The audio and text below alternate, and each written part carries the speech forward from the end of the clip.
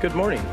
Welcome everybody to the Lane County Board of Commissioners meeting for Tuesday, May 12th, 2026. Good morning, Mr. Mokrzycki. Good morning. Council Bovet. Do we have any adjustments to the agenda? No, not from staff. Any emergency business? Now, everyone's favorite, I believe we have employee recognition. Thank you, Chair, Commissioners. Good morning. I'm going to invite Kachina Inman to join me, and do you want Condi to come up here as well? Let's have Connie and Kaye, I guess. Yeah, I mean, we Connie have our and whole Kaye. team here. Okay. We'll To the invite folks, them all up. and I'd like to, we have a really special recognition today. Usually we are recognizing employees for their great work. Today we get to recognize some former employees and an incredible group of volunteers and staff with St. Vincent de Paul. So I want to just introduce the folks who are here. Jesus Leon Monslave, who goes by Neo. Neo is here. Dr. Fran Munkenbeck is here. And Connie Sullivan is here at the table. Eduardo Tapia. Jack Boyson. And Kaye Gomez is also here at the table. We don't have with us Brian Hind. Brian is here. Oh, Brian is here. Brian made it. Okay, Brian, thank you for being here. Brian Hind is here. And then Alan Roth and Bethany Cartledge were not able to be here, but wanted to recognize them. So I have a few comments, and then I'd like to ask Kachina to say some words as well. So we're very pleased today to recognize our Public Health Reserve Corps and our partners at St. Vincent de Paul who are taking on the program so that it can continue to benefit our community. Commissioners, you I'm sure are aware and well familiar with this group of incredible volunteers and the role that Lane County has historically had in running this program. We'll talk a little bit about that. The Reserve Corps is a team of trained volunteers and professionals who respond to natural disasters, public health emergencies, or mass casualty incidents throughout Lane County. Volunteers with the program have supported the medical community during communicable disease outbreaks like pertussis. They've helped support sheltering efforts during the 2024 winter storm and, of course, the wildfires of 2023. The Reserve Corps was formed after COVID as a medical reserve corps, local unit part of the State Emergency Registry of Volunteers in Oregon. That is SERVOR, is the acronym. To help in public health emergencies and in disasters in Lane County. Volunteers were critical to our ability to conduct mass vaccination clinics and support underserved communities during the pandemic. We, of course, all remember the incredible operation of our mass vaccination clinics, primarily at the Lane Event Center, that were done, and we could not have done it without the Volunteer Corps. Formalizing that role with the Reserve Corps was the next logical step. And as the board remembers, it was funded for 2 years with grant funding from 2023 to 2024. And then the intent was, y'all remember the EPA grant of $20 million that we had been awarded. The intent was to continue to fund the program with those EPA grant dollars. Unfortunately, the current administration failed to honor that promise, and so we had to regroup and identify a solution given the fact that we didn't have the funding in Lane County to do that. So thankfully, our partners at St. Vincent de Paul, incredible partners in our community that seem to just step up anytime there is a great need in the community. Our partners at St. Vincent de Paul also saw the great value of this Reserve Corps and this program. They stepped up to continue the Public Health Reserve Corps as part of their organization.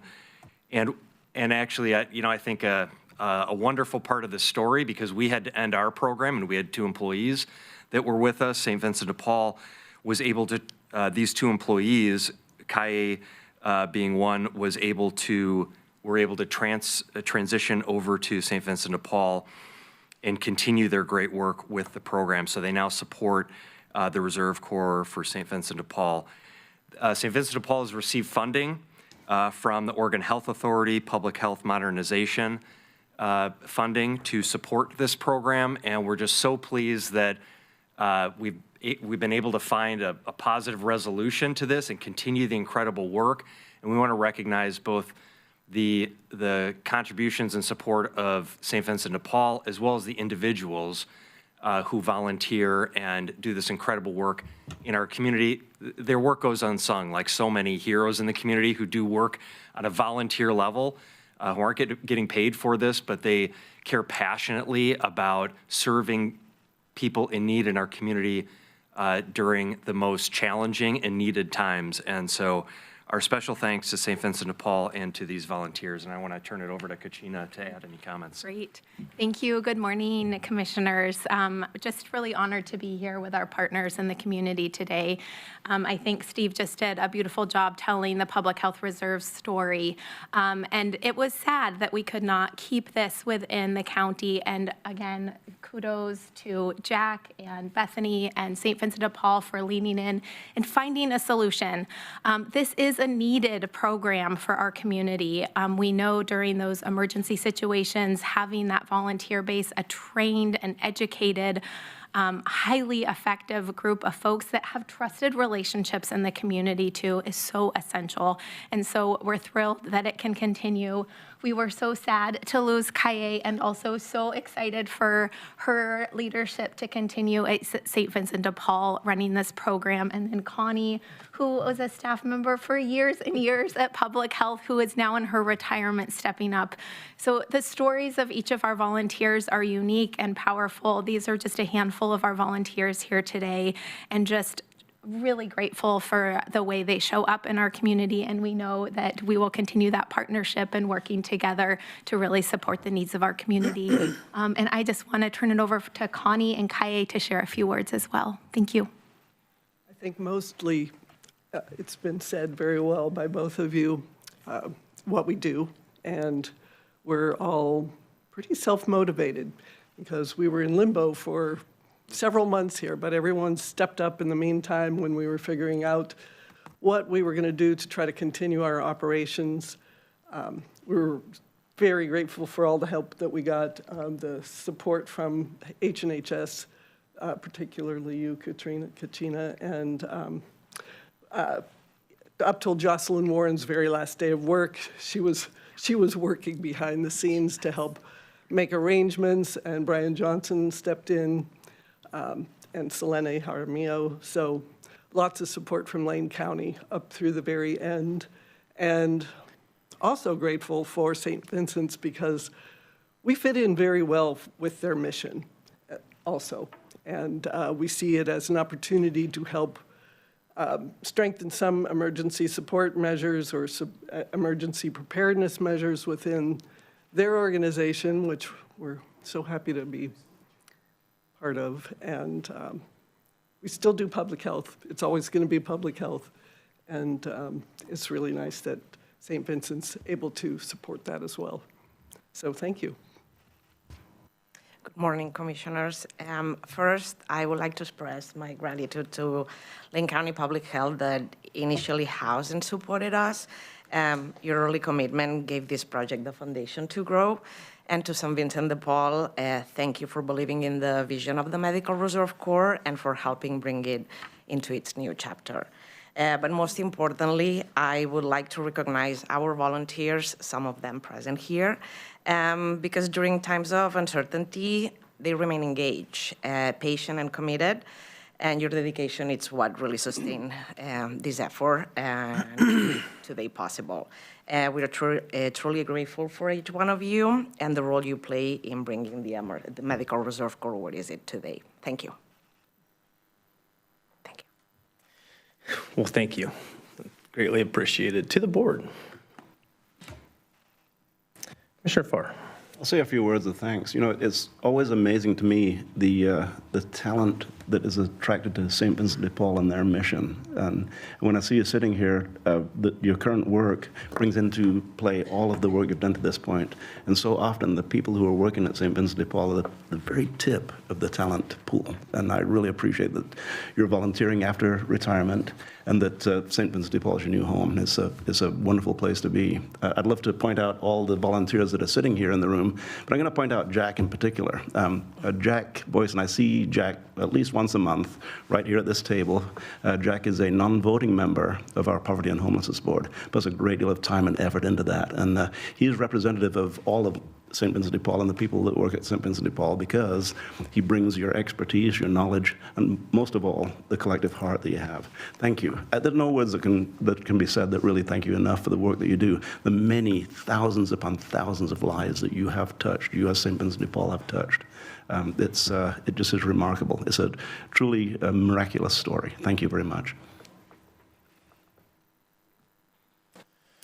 Mr. Lovell. Thank you, Chair. You know, I was just reading the other day before I knew you guys were going to have this recognition, and it was a quote that I remembered. I wrote down. It says, "Good things and great people always find a place for their purpose, and the provision always comes from unexpected means."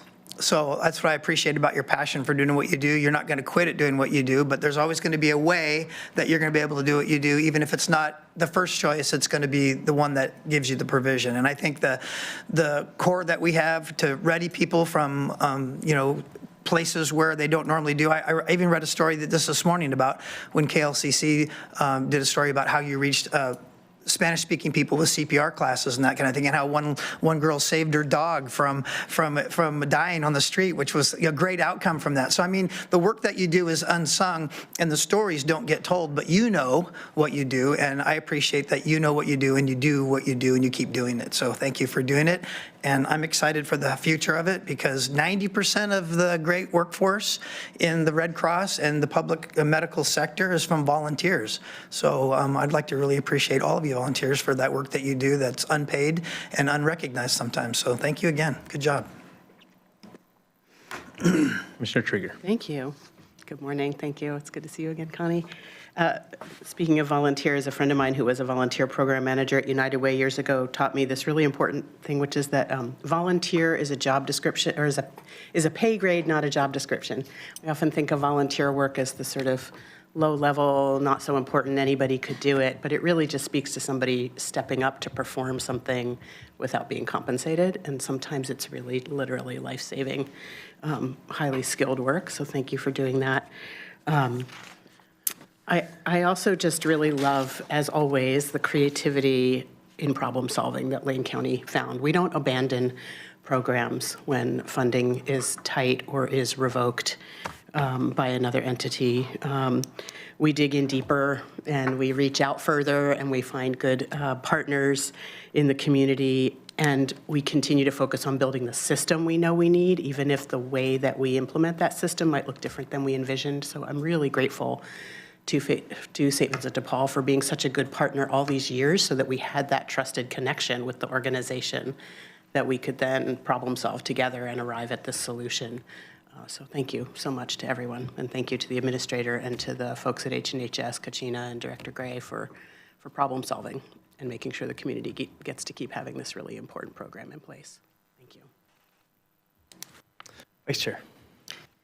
Thank you so much for your continued passion for the Reserve Corps. I know as volunteers, you could be doing anything else with your time, and yet you choose to do public service. And I so appreciate your willingness to do that. We rely on you, and the community relies on your service. And I know that they appreciate what you do. During the pandemic, we knew that there was a lot of folks that were very interested in serving in the Reserve Corps, but it seemed it wasn't quite formalized. So it was really challenging to figure out how to actually plug in. And your work since then has really helped get that into a real vision for the community. And now people know where to go to help when there's a community need. So thank you all so much. Thank you. Well, this is all great stuff, and I just want to take a quick second to notice Kachina sitting here. Your voice is a little scratchy this morning, and I can't help but think it's not because of your tireless advocating you've been doing in Florence. So I know this isn't about you, but thank you, and it's been great. Truly appreciate working with you. Self-motivated and talented aren't things you always get out of volunteers, let alone in a team together. And, it would have been easy to get discouraged and maybe give up on the work. But, clearly, it's been well noticed, and you're here for this employee recognition, and we don't oftentimes do this, so it's appreciate it. Thank you very much.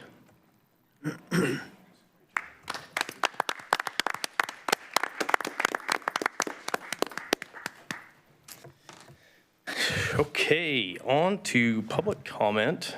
We do have a 9:45 time certain, so we got 30 minutes. Speakers will be taken in the order in which they sign up and will be limited to 3 minutes.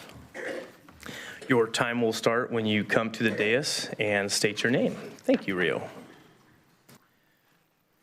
First up, we have Sue Craig.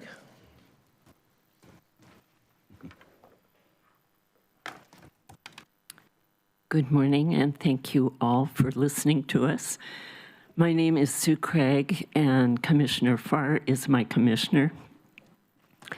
I am very concerned because Commissioner Lovell, Senega, and Farr voted to get us back into the AOCC. And I see absolutely no reason for this county to be sending something like $80,000 in dues to them every year. I think that money needs to be spent on something much more important than supporting the timber industry. This is not what I want my money to go to. And furthermore, I think you put us in a situation where they are going to be representing Lane County with the BLM and their plans to cut our old growth forest. As you know from AOCC, we already produce more soft timber than anybody in the country. We're doing enough right now. This is I don't know if you realize, this is a temperate rainforest. It goes from Alaska all the way down to Northern California, and we need to protect that. Those are our lungs, and they're very important. They're not just so many board feet. So I hope this new budget will reflect that, and I would really like to know if that's going to still be part of our budget to pay that money. Thank you very much. Thank you for your public comment. Next up, we have Don Leslie.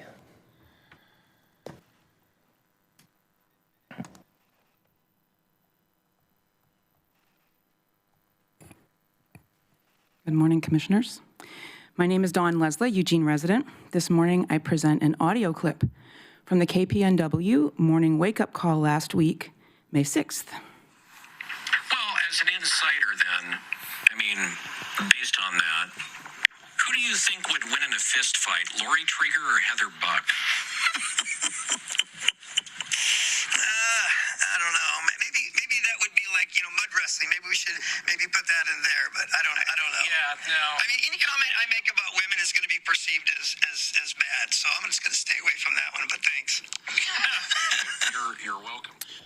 In case the sound quality was inadequate, let me state clearly into the public record, that was Commissioner Lovell you heard, snickering in response to the middle school joke presented by the interviewer on a radio show, degrading his two female colleagues, Commissioner Buck and Commissioner Trieger. That was Commissioner Lovell, who took the interviewer's slam lower and harder down to mud wrestling, then thanking the interviewer for the original joke that we made. It was Commissioner Lovell who stated, quote, "Any comment I make about women is going to be perceived as bad."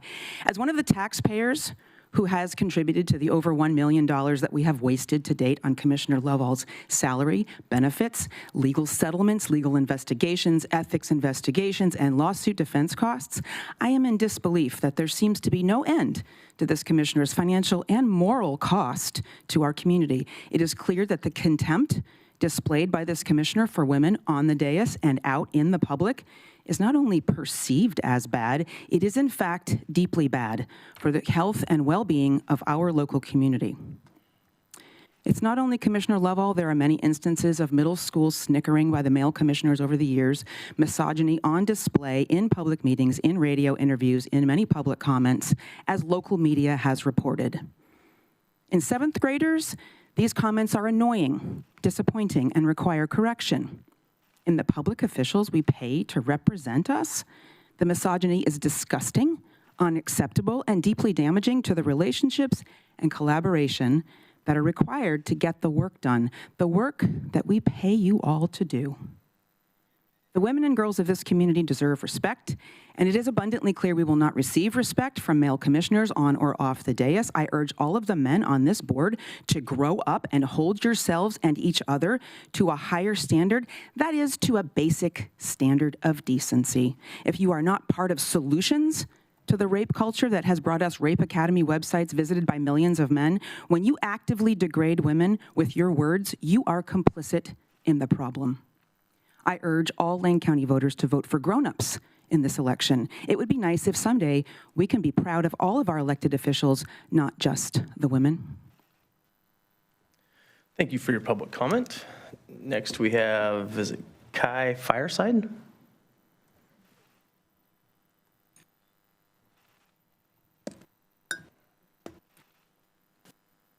Thank you.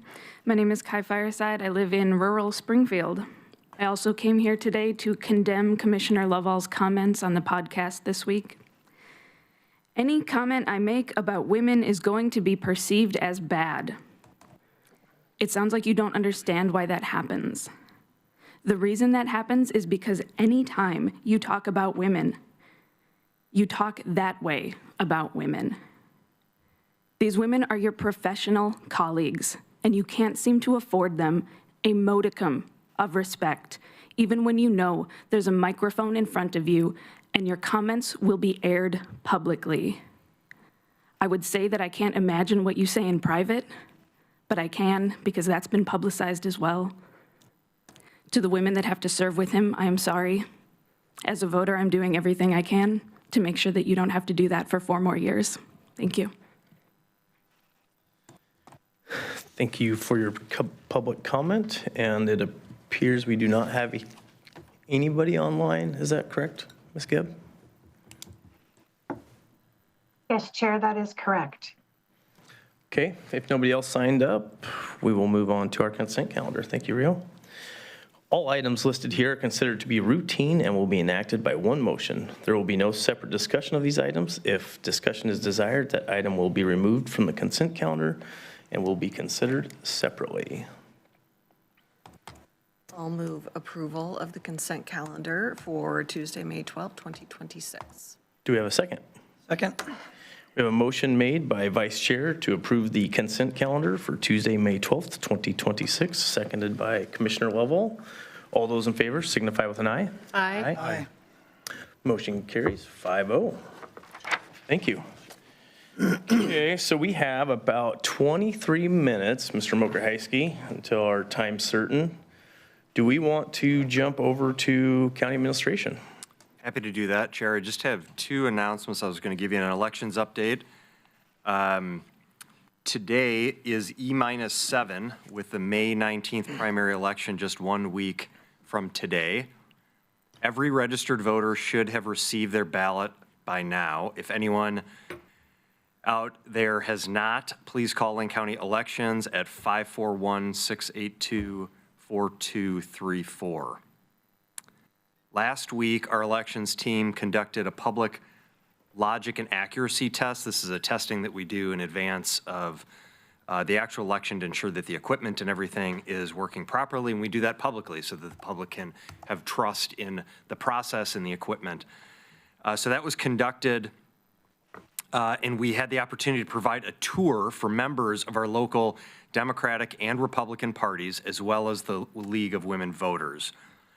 On Friday of this week, Lane County Elections will welcome local high school students for a tour of our process.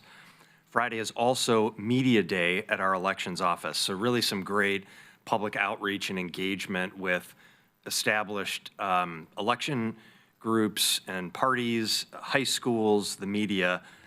Great work happening over there with our elections team. As you know, our 24/7 election live stream is available for anyone who would like to watch the process. We've launched the ballot returns dashboard, and anyone can track the volume of ballots already cast and returned to elections. The top 3 reasons that ballots are challenged are that the voter forgets to sign the envelope. Remember to sign your envelope and sign the right envelope if you if there are others in your household that have ballots as well. So don't forget to sign the envelope.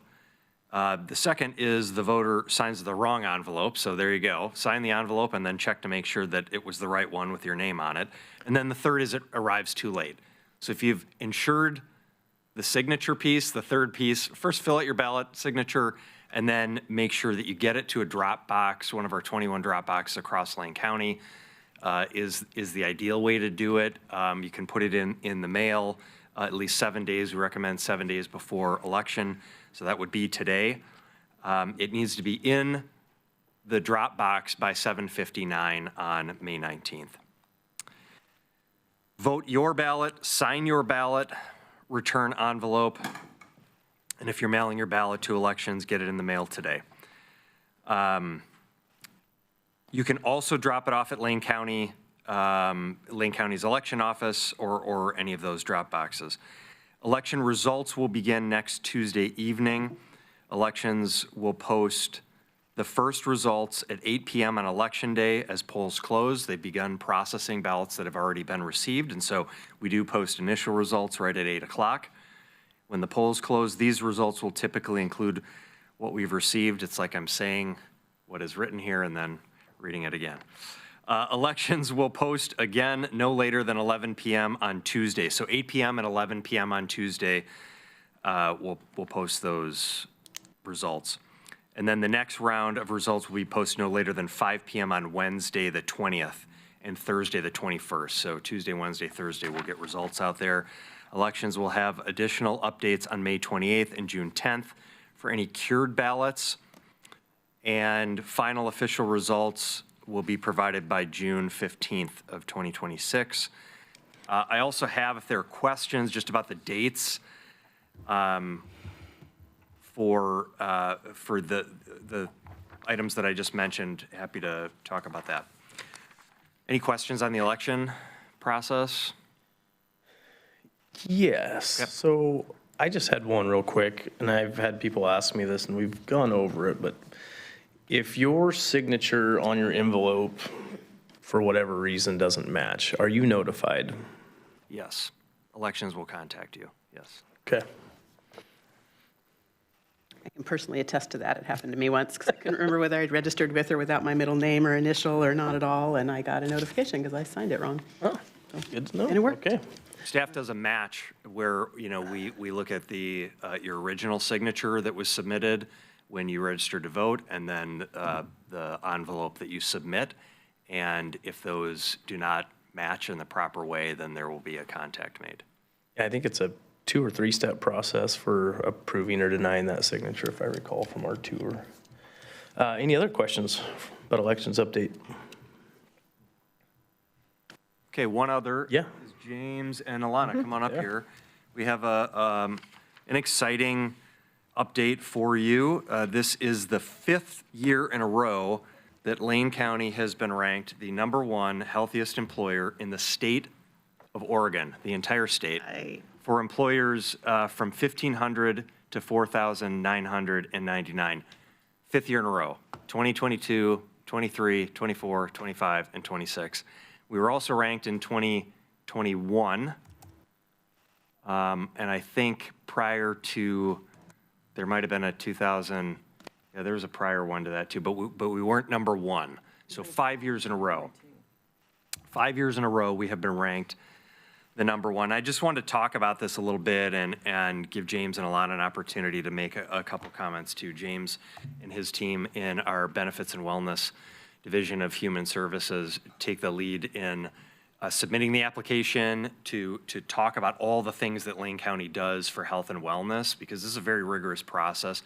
The Portland Business Journal does this ranking every year, and it's private and public companies. So it's not just public agencies, so we get ranked among all the other private sector and public sector agencies across the state for the type of health and wellness services that we provide, the incentives that we provide, the way in which we engage our employees. Things like our Bark in the Park program, the turkey trot entries, visits from therapy dogs that are very popular. So the recognition is a reflection of our deep and long-standing commitment to supporting health, well-being, and resilience in our workforce. We have, since 2015, we moved to a self-funded health plan, and the whole idea was we have an opportunity really to do a couple things at the very least: reduce the cost, slow the growth, and reduce the growing costs that we put towards employee health care so that we can put more funding into direct services to the community. But we also didn't want to degrade the health benefit that we provide for our employees. We wanted to change the conversation from carrying a plastic health insurance card around saying, this is what health insurance is, it's my card in my wallet, and change that mentality to really health and wellness is about every time my feet hit the floor in the morning, what am I doing? What does my diet look like? What does my exercise look like? How's my mental well-being? And so what are the things that Lane County is able to do? We've done things now throughout the years to create incentives for employees to participate and engage. We've opened our wellness clinic in Lane County that our employees participate in. We've expanded services there. Things like physical fitness, mental health, financial stability. We've included beyond just physical and mental health to say, financial stability and well-being is also really important to reduce stress. Reducing chronic disease. And again, I'll get back to just the managing taxpayer costs that we have. We talk about this, but people go, how are you balancing your budget without making major cuts? When we look at cities and school districts and other counties across the state, they're having to make big cuts. And a big part of that reason is that we've focused on these internal cost drivers, again, by making sure that our employees have the best benefit and opportunity to take care of their health and well-being, and also making sure that we're stewarding the taxpayer resources. So the things, I want to just note that some of the criteria that the Portland Business Journal looks at for this award, they look at culture and leadership commitment to the work. They look at foundational components, strategic planning, communication and marketing, programming and interventions, and reporting and analysis, the data to actually determine whether or not the results are there. So I could go on and on. I want to ask James if he wants to add anything to this, but I just want to take a minute to again, lift this up, thank our employees for the great work that they do. We make these opportunities available, and we try to provide focus and leadership in ensuring that this is part of the work that we're driving forward for the reasons that I mentioned. But it requires our employees to buy in and to participate in that work, and they've done it and continue to do it. And so we're just really proud of the work that is being done to create this sort of one county idea around health and wellness. And again, thanks to James and Alana and your team for leading the efforts. Thank you, Steve, commissioners. Also just want to add, Steve has pretty much said it all, but just want to add a sincere thank you to Steve and Alana and the rest of the executive team. It does take strong leadership to maintain these programs. And also want to thank the Live Well Committee, which has representatives from all parts of the county that support this work. And of course, my team in HR, Jill Lemunion and Wendy Widman, who work very hard to provide innovative, forward-thinking, and comprehensive wellness programming for the entire county. Thank you. Anything you want to say, Alana? There's not much left to say. So everything, I'll just build on. One, I think in my time here, one of my best hires has been the person sitting next to me here. The unique skill set that James brings, his keen business acumen, balanced with an ability to look at programs we have, really dive in deep, always come out saving dollars, but expanding the services, and his creativity for what else can we be doing to draw employees in to be engaged in whatever way works best for them. We've just seen it time and time again. So I really am so thankful and grateful to James for the work that he does, and yes, his team. And then the second part, as I think Steve said, without employees that really would engage and are really looking at their health, their wellness, their well-being, their financial well-being, we wouldn't be able to have the applications that we have, to provide the data that we do about the success of the programs we have. So there is deep appreciation for employees who avail themselves of the opportunities and really do work on taking care of themselves and their families. So that's all I have. Thank you. One thing I just, Chair, and then we'll turn it over to you, since we have a minute here, I wanted to call out, the types of messages that we put out regularly that we're communicating, and you can find this in your inbox, I think from yesterday, where we have a focus in May of this year around women's health. That it starts off saying, did you know that this was sent out to all of our employees, did you know that Lane County's workforce is majority female? It's true.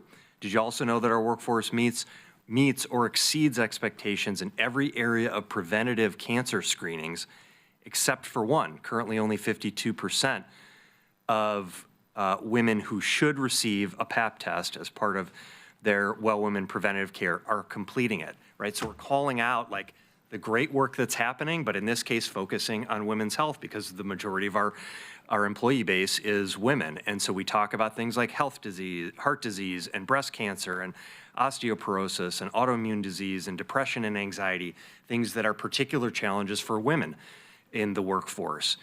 We do that for other groups within our workforce as well, including the men in our workforce. But it's just a good example of the type of conversation we're having. I'm not a woman, but I do have women in my household, right? So it was helpful to me to go, wow, I should be having these conversations with folks in my household about these things. So again, this is the kind of regular drumbeat of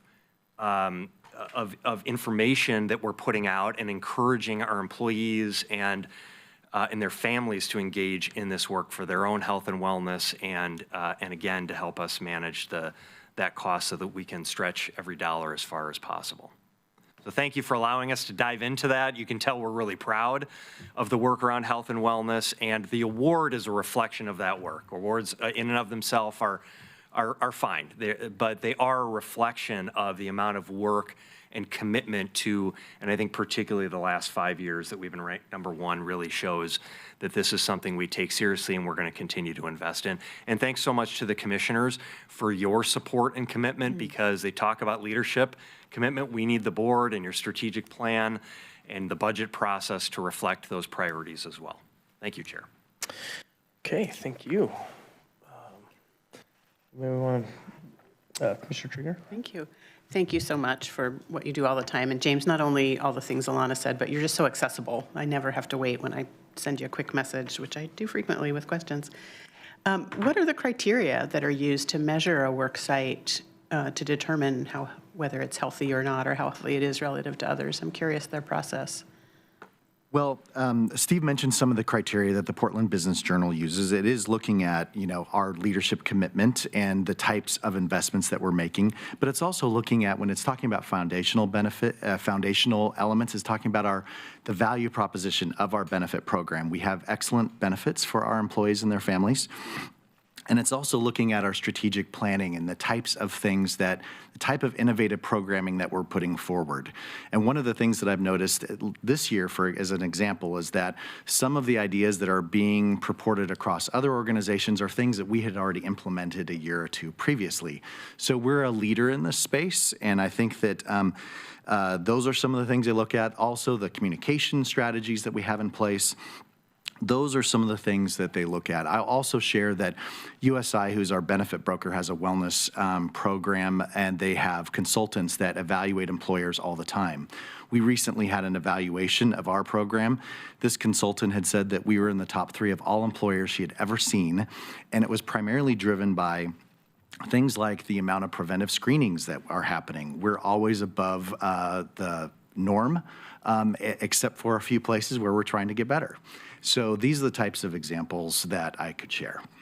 That's great, thank you. Then I'll just conclude, Chair, by saying I want to also acknowledge our stellar bargaining team and the labor reps on that team, because I know a lot of the work of this happens in bargaining, where the agreements are made about which health plan and what the benefits are. And so just a big appreciation to our labor reps and our internal team that works with them. Thank you. Absolutely. Commissioner Farr. Thank you, Chair. For someone who strives to catch people doing things right, this is a target-rich environment. You're doing so many things right for the people that work at Lane County. I almost said Food for Lane County. So there are a couple of things to talk about. One is, you know, I live with the two-time cancer survivor, and the one you mentioned, Steve, the one area that was mentioned that we're a little bit behind in is cancer screening in terms of pap smears. So anything we can do to encourage that. If you live with a cancer survivor, if you live with a two-time cancer survivor, you know how important early detection is. But the one thing I wanted to focus on is what you said, Alana. You said, sitting beside me is one of my best hires. And there's no question about that, James. You've done, since what Commissioner Krieger just said about your accessibility, your openness, your forthrightness, it really is oxygen in the room whenever you are there. I'd like to add that. But I'd also like to say this, Steve, one of your best hires is sitting right beside you right there. And in a world where, Steve, you have multiple hire after hire after hire after hire that you've been highly successful with, Alana, when you came over from the city of Eugene, that was oxygen in the room. Thank you for being with us. Vice Chair. Congratulations. I think that's a huge honor. 5 years in a row just means it is a testament to your dedication to the staff that work here every single day. So I think it starts with leadership and throughout the county. So I appreciate that good work, and when employees are healthy, our organization is healthy. And we want to see that as much as you do. So thank you so much. Mr. Lovell. Yes, Chair. Yeah, James, a lot of good accolades, and it's only due to your professionalism and passion, and Alana, yours as well, and Steve, your passion for making the organization as good as it can be. And those kinds of passions are not only reflected in your job, but in everything you do, even outside of work. So that just speaks to your character, and I think that's what I want to highlight in the public most, is that your character is on display here, and it's creating great results. And 5 years in a row, we get a great award for that. So thank you for your character. I appreciate that, sir. Okay, thanks everybody. We appreciate it. That's great news. We have 4 minutes before our next item. If we want to just break for a couple, stretch our legs. No. We'll be back at 9:45.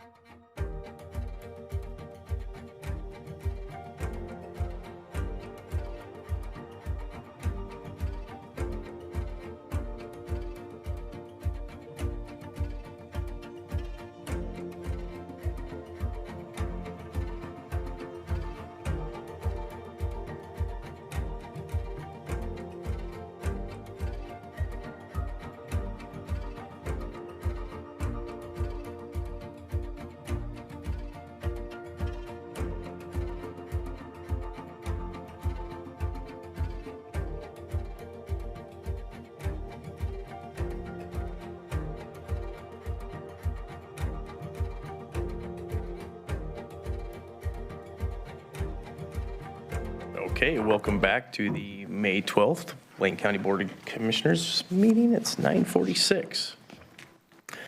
Next on our agenda is Planning Action File on number 509 PA240530.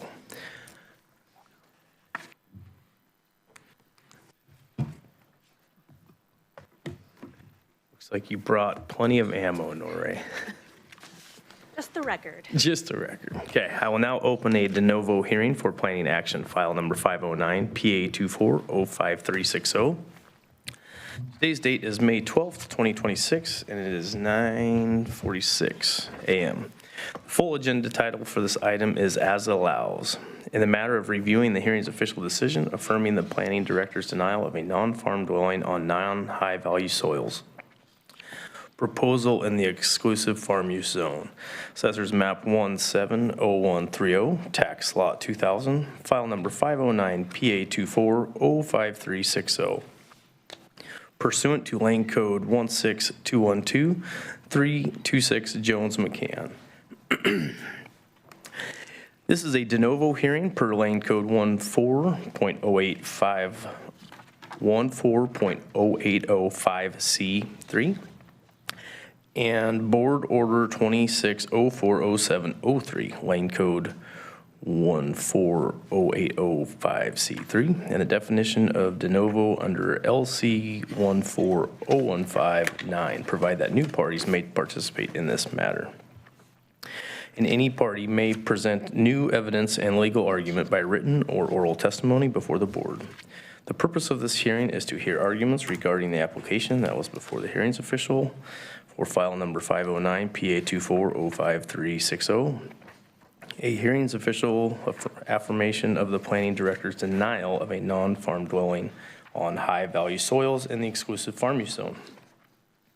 For those of you who are here in person or online, there will be an opportunity to challenge commissioners' disclosures and ability to participate in this review of the hearings official's decisions.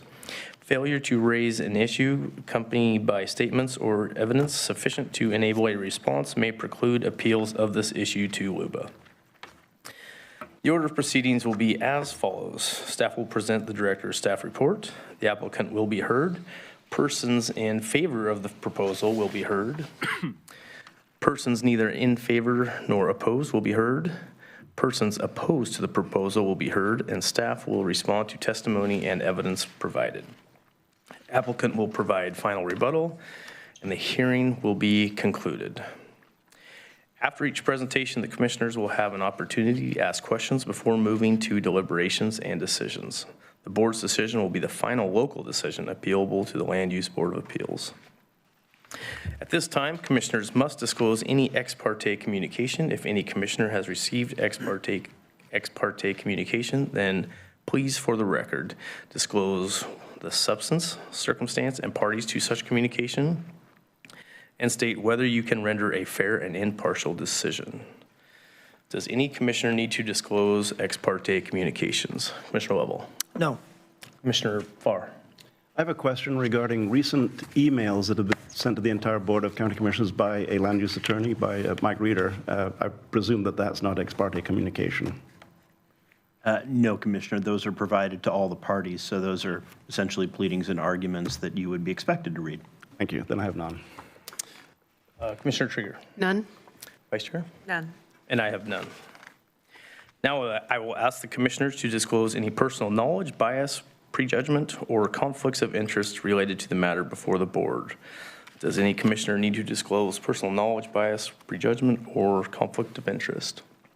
Commissioner Lovell. I have none. Commissioner Farr. I have none. Commissioner Trigger. None. Vice Chair. None. And I have none. Now I will ask commissioners to state whether there are any abstentions due to any conflicts of interest or bias. Commissioner Lovell. No, I have none. Commissioner Farr. I have none. Commissioner Trigger. None. Vice Chair. None. And I have none. Okay, the applicants and those in attendance are allowed at this point to challenge disclosures and challenge the qualification of any commissioner based on bias, prejudgment, or conflict of interest. Challenges will be limited to 3 minutes, and please be sure to state your name and mailing address. Does anyone challenge commissioners' disclosure or qualifications? think we have Sean Malone from Landwatch approaching Okay. the witness stand.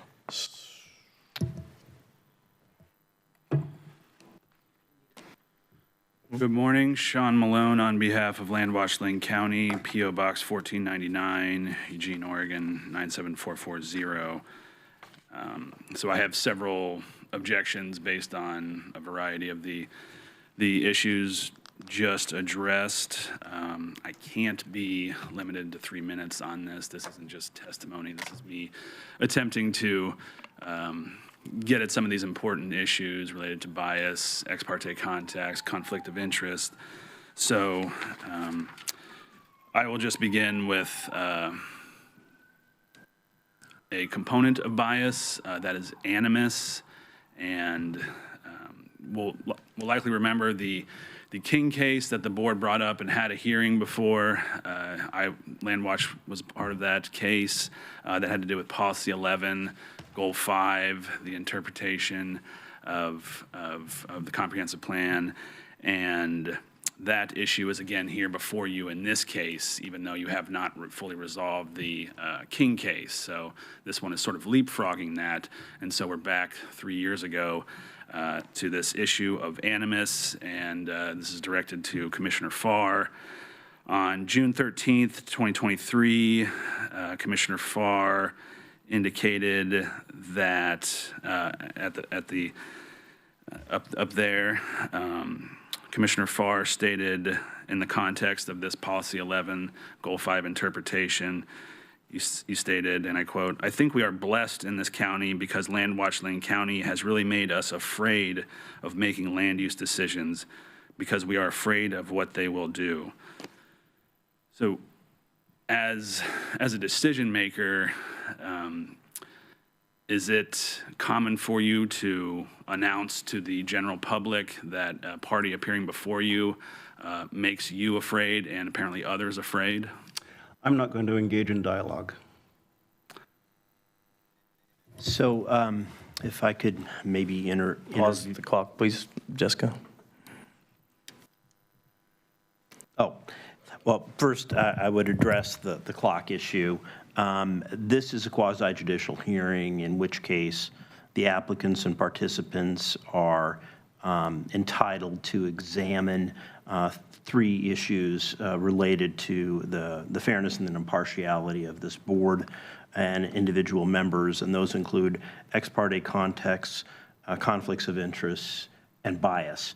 And that's because each of you is sitting more like a judge than you are like a legislator. So these would be questions that potentially could be asked of a judge prior to someone asking the judge to recuse themselves from a case. So I would recommend first that there be no time limit to this, because we want to ensure compliance with the requirement to allow participants to this proceeding to ensure fairness and impartiality by you as individual board members.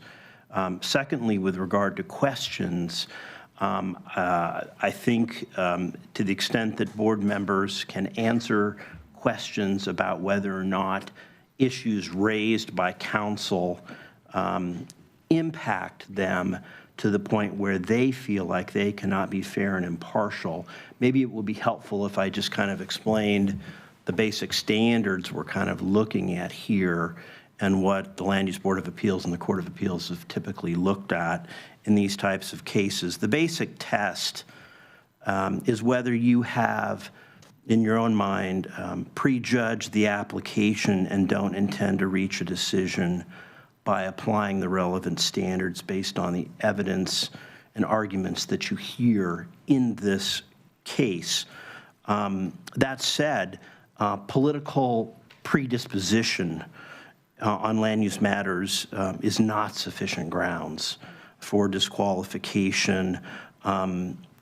Essentially, a party must show actual bias that's strong enough that the disqualification must be demonstrated in real clear and unmistakable manner.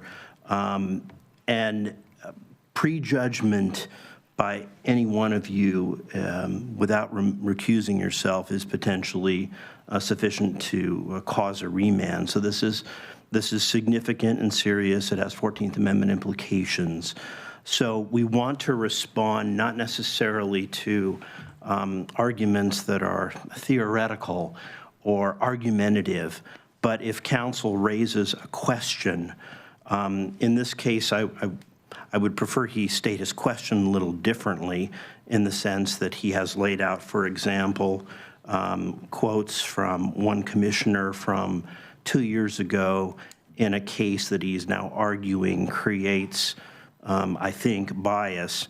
I think the question really should be couched to Commissioner Farr in this case as to whether or not those statements indicate a bias against Landwatch in this matter, such that Commissioner Farr in this case essentially will have prejudged the application and doesn't intend to reach a decision by applying the relevant standards based on the evidence and argument presented here. So really the question becomes, does that example cause Commissioner Farr to question his own fairness and impartiality?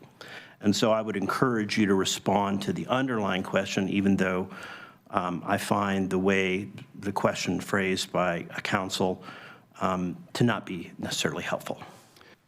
Chair, a clarification then. So if my response were, that does not affect my impartiality in judging this case, that would be an appropriate answer? That or would that be does affect my, conversely? Yes, Commissioner, and to the extent that the question or the narrative calls for, that's the conclusion. If there's anything you would want to add, I would invite you to add that too. If there's something that would set the context, certainly we would want that in the record as well. But that's really essentially what you've summarized is what we're kind of looking for here on the record. I know this is, in some ways, I have to admit, this is always awkward because you normally sit as a legislative body, and legislators are expected to have ex parte context conflicts of interest and bias in many ways. But that's not where you're sitting now. You're sitting a little closer to being judges, and we need to ensure a fair and impartial tribunal for the parties in this case, if that helps. And I can rattle on some more, but I think you get the No, but I need just a moment to digest what it is that you're saying, because, Mr. Bovet, I'll say to you that this, whatever I said back then regarding Landwatch Lane County or whatever this man's talking about, really has nothing to do with today's case. Therefore, I am completely unbiased in today's case. So, and I very much appreciate that answer, Commissioner. And I don't need to elaborate on that, so I'm not biased in this. That doesn't affect my ability to be impartial in today's case. So you use sarcasm to denigrate Landwatch Lane County by telling everyone that you have to be afraid of Landwatch Lane County, and you use the plural, we have to be afraid of Landwatch Lane County. In my opinion, a reasonable person would look at that and say that the person who made those statements that is pushing these notions that people have to be afraid of my client who is a party that's appearing before you, that creates the likelihood of animus on your part, and that's hostility and ill will. No. You don't see how Counsel, how many times do we have to go over the same question? I'll say this, that whatever he interprets as sarcasm is his interpretation, and I'm not subject to your interpretations, Attorney Mahoney. Malone, excuse me. And I would ask you, Sean, to treat them as judges. If this is the way you would speak with a circuit court judge, it seems argumentative to me. If I were a judge ruling, I would tell you to rephrase your question because it seems very argumentative. Circuit court judge has never, actually any judge, federal, state, otherwise, municipal, I have never heard a sitting decision maker, judge, what have you, indicate that everybody needs to be afraid of a party that is appearing before it. That is something I have never seen before, and it calls into question your impartiality. It indicates animus on your part against Landwash Lane County. You said it in a context of a case that has an issue that is before the board here. That is, again, the interpretation of Goal 5 Policy 11. But I'm happy to move on. I wanted to say one more thing about that. He says everyone. I don't speak for everyone. When I say we, I speak for my family. I speak for the body that I work with. I speak for a group of people. I don't speak for everyone. It's outrageous. Then who should be afraid of Landwash Lane County in that statement that you made? And I'll repeat it again. I think we are blessed in this county, seems like sarcasm, because Landwash Lane County has really made us afraid of making land use decisions, because we are afraid of what they will do. What are you afraid of? Landwash Lane County participates in the land use process. That is nothing to be afraid of. I've said all I'm going to say. Okay. So I'll just point out, if there are points that you would like to make, Mr. Malone, you can make those without asking questions and badgering the commissioners. So if you have something you need to say, you can put that information onto the record without, questions are fine if they are questions where you're intending to get information of whether they're able to make the decision neutrally or whether they're not, or some information about a particular past instance. But if you have argument, go ahead and just make that argument without badgering. Thank you. Not intending to badger. Felt badgered. Pardon me? Please continue on. I didn't catch that. Okay. On that same hearing, you said, and they've been successful sometimes, but as often as not, they're not so successful in their obstruction to developing the land that people own. If you're indicating that Landwash Lane County is engaged in obstruction by simply participating in the land use system, again, that indicates a predisposition towards animus, hostility, or ill will towards a party before you, and that calls into question your impartiality, I think a reasonable person would think. So with that, are you capable of weighing the evidence and testimony before you and putting aside what appears to be animus by saying people need to be afraid of the party before you, and that you're stating that the party before you is engaged in obstruction? Are you able to put aside those statements and judge this application based on its testimony and evidence? I'm not going to discuss the Merriam-Webster's definitions of words such as obstruction. You choose to use the words for your own purpose. No, I have no bias. I use the words because you said the words. Look up the definitions. We'll move on to the issue of prejudgment with Commissioner Farr. At that same June 13th, 2023 hearing, again, related to the Goal 5 Policy 11 issue that hasn't been fully decided yet, but now we have it in this case. You indicated about 13 times that you wanted flexibility in the land use, in land use decision-making. You stated, I contend that the most important thing we can do with resources we have is to find greater flexibility in land use law as it pertains to residential use outside of urban growth boundaries and in Lane County, and to find greater flexibility in allowing people to develop residences outside of urban growth boundaries. You also said, we don't have some of the flexibility. You also said it's important that we find ways within Oregon law to be as flexible as we possibly can in Lane County. Again, you indicated that you want to get to yes on these applications. You also stated, that's my statement, and any discussion we have from this point forward will be surrounding that statement, finding flexibility within the land use laws, using Lane County's ability to interpret the law in ways that get us to yes. What is yes in that context? Is that overturning a decision that would have denied an application for a dwelling? Yes, it's something that I state fairly regularly here. Finding flexibility within Oregon's land use laws is something that I am interested in. Finding ways to adhere to the law while finding ways to allow people to, inside of the law, completely within inside of the laws, to build on their own land outside of urban growth boundaries is something we should all aspire to. So despite the fact that you've said it's the most important thing we can do to find this flexibility, You keep missing inside the law. You keep forgetting that part about it. you didn't say that then. You're saying that now, but I'm not. That's, It was actually in your quote. Is this the Lincoln lawyer or something? I don't know what's going on here. Regardless of what you're saying here, are you able to judge this application based on the evidence and testimony before you and not be influenced by your previous statements of trying to get to yes and trying to find flexibility in the land use, in your land use code? Again, you're asking questions that are biased with a certain interpretation. Yes, I am able to make a decision based upon lack of bias, yes. Great, thank you. This next, still with the issue of bias, this is to Commissioner Lovell. At the same June 13, 2023 hearing, you stated that I can't imagine how an over 80 acre or 40 acre or even a 5 acre parcel, how the footprint of a house is going to prohibit a herd of elk from coming through my property. At the same hearing, you stated, we talk about the wildlife game habitat overlay and over we hear about elk habitat. It's interesting that elk habitat, we're not talking about a real huge endangered species. It's elk, right? Not like African rhinos or wildebeest.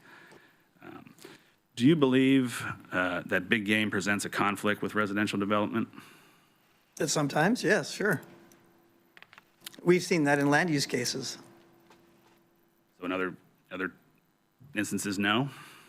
I mean, if you're saying in some cases yes, then I would assume no. There's always been a conflict with it, yeah. What are you getting at? Do you think big game needs to be protected, regardless of whether they're wildebeests or rhinos? Big game is protected in the state of Oregon and the nation. And there's laws and goals on it. And so the conflicts of those are with development and EFU and F2 lands. That's what we're examining here today in an objective fashion. At issue here is EFU land today. Okay. You just didn't include that, so I was just noting that. So you're, despite the fact that you said that you can't imagine how elk could prohibit elk from coming onto the property, and that we're not really talking about an endangered species here, despite those statements, you think you can still judge this application based on the testimony and evidence? Absolutely. Thank you. Moving to Commissioner Senega, this is related to bias. Are you, the party before you here today is Kathleen Jones McCann. Are you aware of any campaign contributions that Ms. McCann, Jones McCann, has provided to your campaign? Yes, I am. Do you know how much? Not to date, no. Not to date. That figure would be $30,000. So on March 3rd, 2026, Ms. Jones McCann, the party before you today, donated $10,000 to your campaign. And then on April 20th, 2026, Ms. Jones McCann contributed $20,000 to your campaign. And just a little less than a week ago, made an in-kind contribution of $6,700 to your campaign. A reasonable person could look at that and imagine that that is some sort of quid pro quo. Is that the case here? I'll go to county council. Are campaign donations found to be biased? Generally speaking, no, unless it causes you bias. It really, I think he's asking you whether or not that biases you. Okay. No. Thank you. Have you ever, and so I'm now moving on to ex parte contacts, but I will come back to bias. But now that we're on Mr. Senega here, or Commissioner Senega, have you ever had conversations with Ms. Jones McCann about her campaign contributions and this matter before you today? Not this matter before me, no. But you've otherwise had spoken with her about her campaign contributions? would you think a reasonable person would speak to somebody that's donating that money to them? I do. Thanks. The same goes for Commissioner Lovall. You've received over $30,000 in campaign contributions from Ms. Jones McCann. Does that affect your ability to render an impartial decision? No. I think that's it for what I have today. Thank you. Thank you. Okay, Ms. Spalding, could you please introduce the documents before us and then provide staff presentation? Thank you, Chair Senega. Thank you. For the record, my name is Norée Spradling, and I am the senior planner that has been assigned to processing this application. This is the Jones McCann matter. The file number is 509-PA24-05360. I have a presentation today. Here is an outline of what we're going to go over. I'm going to provide some background information on the application and how we've gotten here. A summary, general summary of the application. As you can see, it is very involved. I'm going to go over the 3 issues of denial with the hearings official decision that I'm presenting today. We'll briefly go over some of the board actions that were included in the ACM, and then I'll open it up for discussion and questions.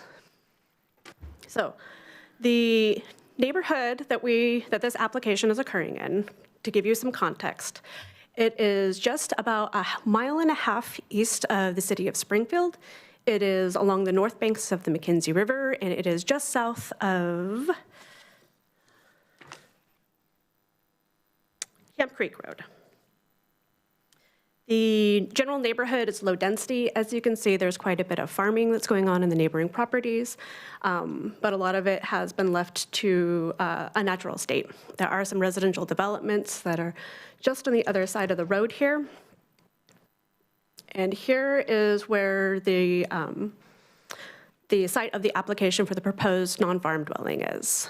Now, this was initiated as a response to a compliance action where unpermitted structures were already placed on the property. Here's the site plans showing you what has occurred and what is being asked for approval. There's a non-farm dwelling that on the right-hand side with the development inset you can see is the single-family dwelling. And on the left-hand side is an overall picture of the entire site, and you can see that there are 2 accesses that are potentially proposed. To the south, there is a 30-foot easement access that is crossing over tax lots 304 and 400, which are owned by Philip and Heather Schaefer.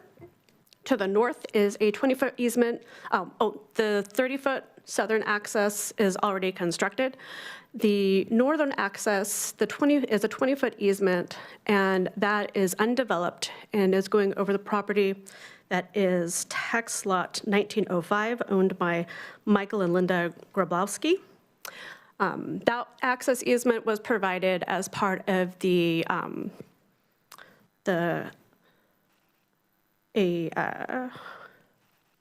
subdivision that was put in place back in the early 90s.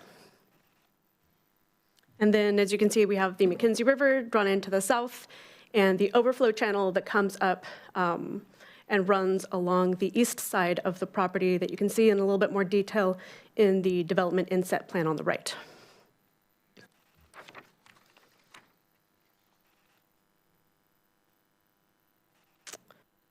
So going into the hearings officials, a decision. In general, all of the uses and activities, the structures are allowed in the exclusive farm use zone must comply with setback standards. This is the issue of denial for the riparian setback encroachment. It was determined in a riparian setback, or riparian declaration that I performed along with ODF&W staff, that the structure was found to be within the riparian setback as we determined it on the site. The use of the non-farm dwellings and other structures in the exclusive farm use zone are not allowed to be within 100 feet of the riparian, the ordinary high water line of a Class 1 stream. And the hearings official did agree that the structures were within that 100-foot setback.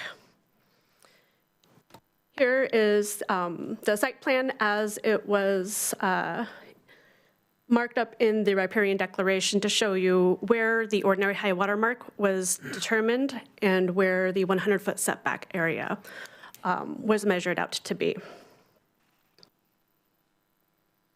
In the applicant's position, just to give you a summary, they propose that the 1980s wildlife habitat maps that are found in the flora and fauna working papers should be used to determine the location of the Class 1 stream and not necessarily determined on site. Here is the map from the Marcola Area Wildlife Habitat map that's included in the 1980 flora and fauna working papers. And I have a legend from that mapping posted on the right-hand side. The applicant is proposing that the thick lines should be interpreted as mapping the ordinary high water mark of the Class 1 streams, and that staff are doing an ad hoc amendment to the Class 1 stream inventory by interpreting the backwater channel as a Class 1 stream. I will note that I mapped the subject property of the applicant's property to scale on the actual 1980s habitat map. And you can see it is denoted there. The habitat maps are drawn at a very far out scale. And so as you can see, the property is very small on that scale. And the entire eastern tip of the subject property is covered by the dark line of the Class 1 stream as it's mapped on the habitat map. In the hearings official decision, the hearings official found that neither Lane Code nor the Rural Comprehensive Plan explicitly state that the 1980s wildlife habitat maps are the controlling document of the location of the Class 1 streams.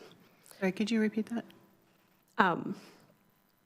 The Lane Code and the Rural Comprehensive Plan both are documents that discuss Class 1 streams and how those protections should be applied. Neither of them direct the reader to refer to the 1980s wildlife habitat maps for the locations of the Class 1 streams. Thank you. Or to use those maps in determining those locations. Chair? Yes. And I'm looking at the first bullet point in this slide on the screen. Neither the Lane County Code nor the Rural Comprehensive Plan explicitly state. Is that accurate? Yes. That's a summation of what you just stated in response to Commissioner Trieger. Good, thank you. Yes. In Lane Code, Chapter 16, subsection 212, where we have the requirements for the exclusive farms use zone, the riparian setback that are listed in the development setback areas say that the measurement should be from a designated Class 1 stream. And I've underlined that here because that's part of our understanding, is that the Class 1 streams are designated. Now, the hearings official was also looking at the purpose statement of the exclusive farm use zone. And when he was looking at how we needed to balance these, whether or not we use the mapping, the specific mapping in the 1980s maps, or we are looking at just a designation of the Class 1 stream to determine what we should be measuring from. And in the purpose statement of the exclusive farm use zone, it includes protecting wildlife habitat and maintaining and improving the quality of the county's water resources. The riparian vegetation along all Class 1 streams in the county is recognized as being of high value for many purposes, notably wildlife habitat and stream bank stabilization. So the riparian lands shall be defined as lands within the 100 foot of ordinary high water on Class 1 streams and shall be protected. And then it quotes the Oregon, the OARs. They do say that it's a 3C class protection, And this is out of the, a direct quote out of the Rural Comprehensive Plan.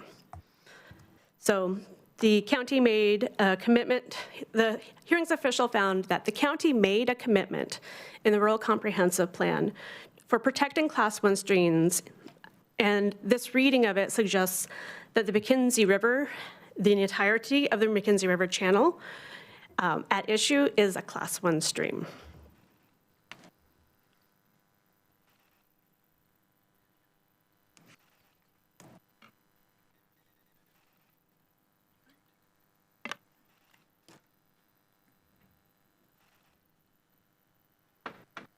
So the hearings official continued with the understanding that the 1980s habitat maps that are included in not only the, included in the addendum that was to the working papers, showed a version of the map. It doesn't specifically exclude, does not clearly exclude the channel that is at issue here today, that backwater channel.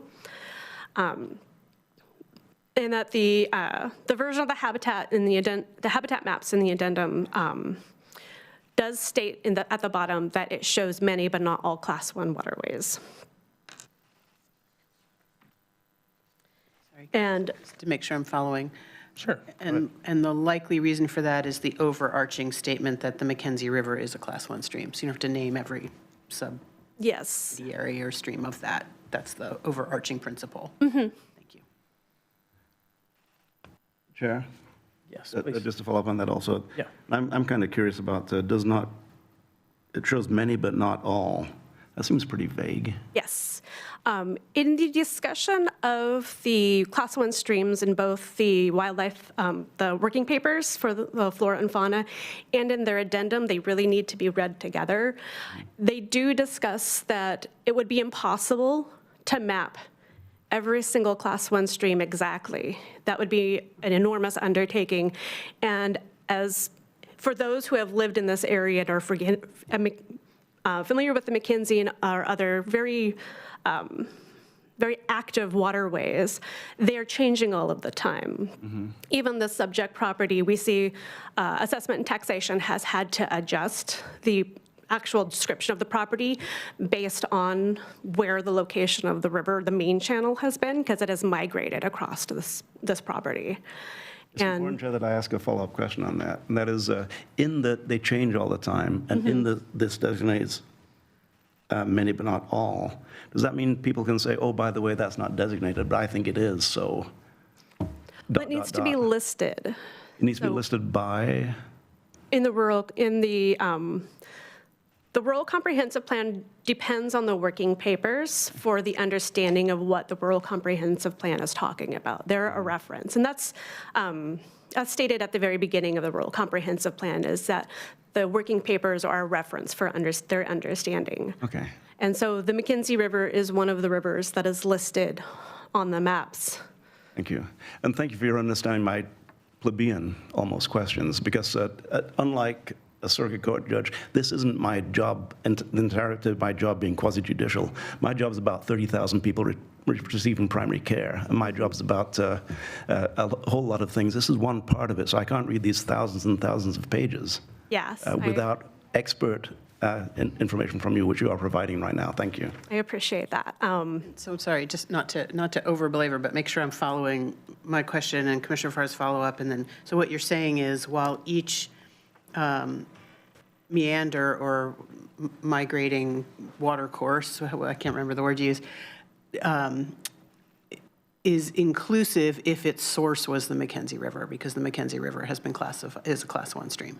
Yeah, so the McKenzie River is like a body. Yes. It has more than just your trunk. If we look at the main channel is like your trunk in your head. But that's not the only parts of your body, right? You've got arms, you've got fingers. If you lose part of that, you lose some of the function of the overall body.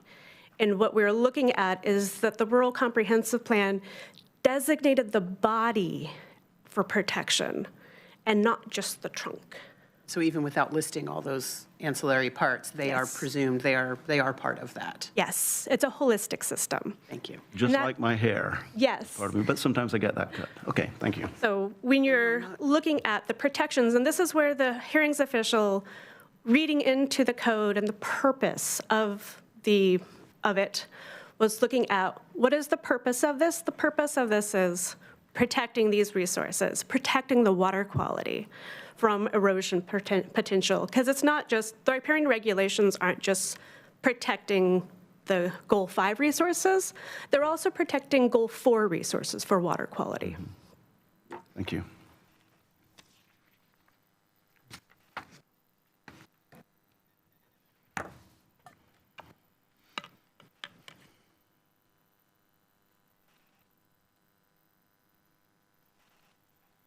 And then the last point for the riparian setback before we talk about the next subject is that the hearings official did not think that there looked to be a legislative intent to subject only certain portions of the Class 1 stream to the protections afforded in the riparian setback areas.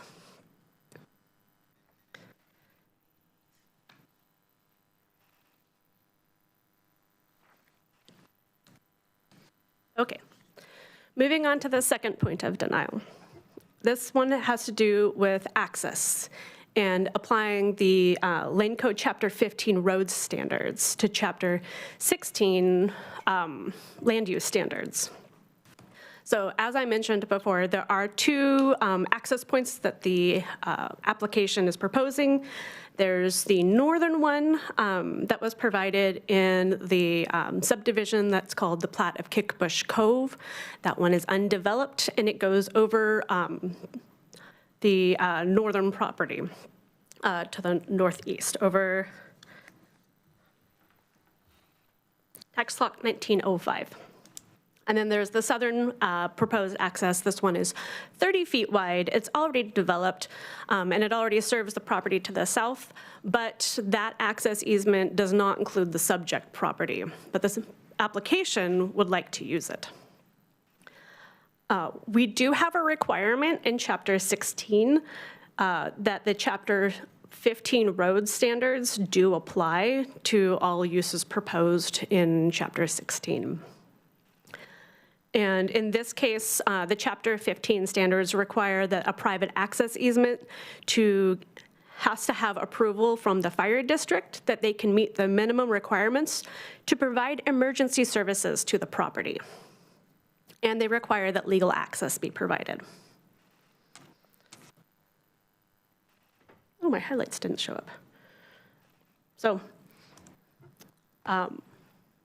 in this case, the access easement to the north, that is the 20-foot wide access easement, would have to bridge the backwater channel of the McKenzie River in order to provide access.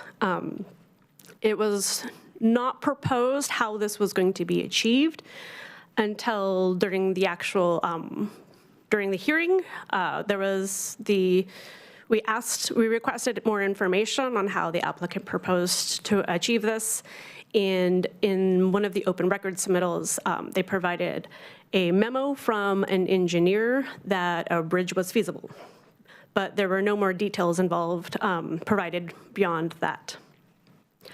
This did not answer staff's questions about whether or not a bridge could be accommodated within the 20-foot easement area, whether or not that bridge would be able to be built within just the 20 feet to the access standards that the fire district would need to be provided.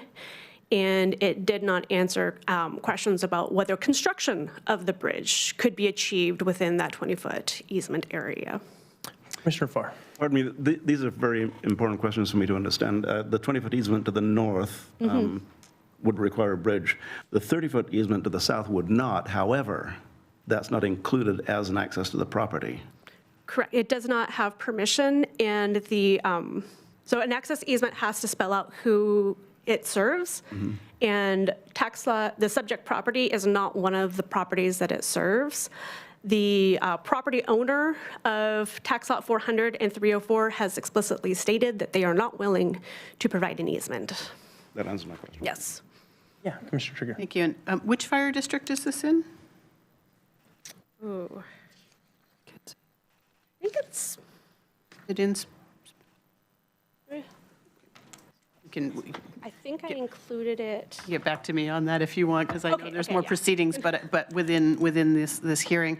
And then the proposed bridge construction, is there any discussion of it, whose cost for construction, for ongoing maintenance, who holds the liability? No. Okay. Thank you. And then just really quickly back to the other, not belaboring anything, but the riparian setback redefinition. Even so, what brought us here, as you mentioned, is initiated through a compliance action, so the dwelling was improperly located to begin with. Correct. Neither the dwelling nor any of the other associated structures that have occurred since then. Thank you.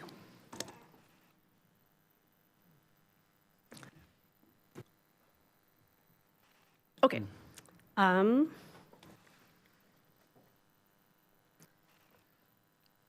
So here's, just to give you a better idea of this easement area, I've mentioned before the plat of Kickbush Cove. You can see our north arrow is actually directed to the left of the screen, just to give you an orientation. The 20-foot wide easement is on lot 4 of the Kickbush Cove plat. And the McKenzie River is mapped there to what would be the west of the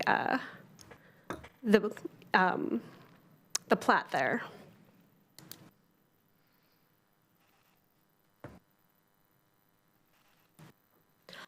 Another thing that has not been provided that would be another issue if somehow the bridge was fleshed out more in this process and we were able to somehow come to an understanding that it could be constructed within the 20-foot wide easement area, that the fire district could provide access. It still would need a riparian modification to cross and impact the 100-foot setback of the Class 1 stream of the McKenzie River, the backwater channel, if we're understanding that to be a Class 1 stream. So those bridge impacts would need to first be analyzed for the setback requirements in the riparian regulations under a riparian modification, because the riparian regulations require, well, the exclusive farm use zone riparian setback requirements require that any structures located within the 100-foot riparian setback have to go through a type 2 modification of the riparian setback regulations. Chair, this may be the last question, and it's regarding the Class 1 stream. And you say, if we designated a Class 1 stream, indicating that it's not been designated a Class 1 stream. So the hearings I'm speaking now, Chair. The hearings official has an understanding of the Class 1 streams, and this is also staff's position, that the Class 1 streams are designated and not mapped. The applicant is making the argument that they're mapped. Good. That answers my question. Thank you. Yes. Oh, it's the McKenzie River Fire and Rescue District. Thank you. Yes. Thanks.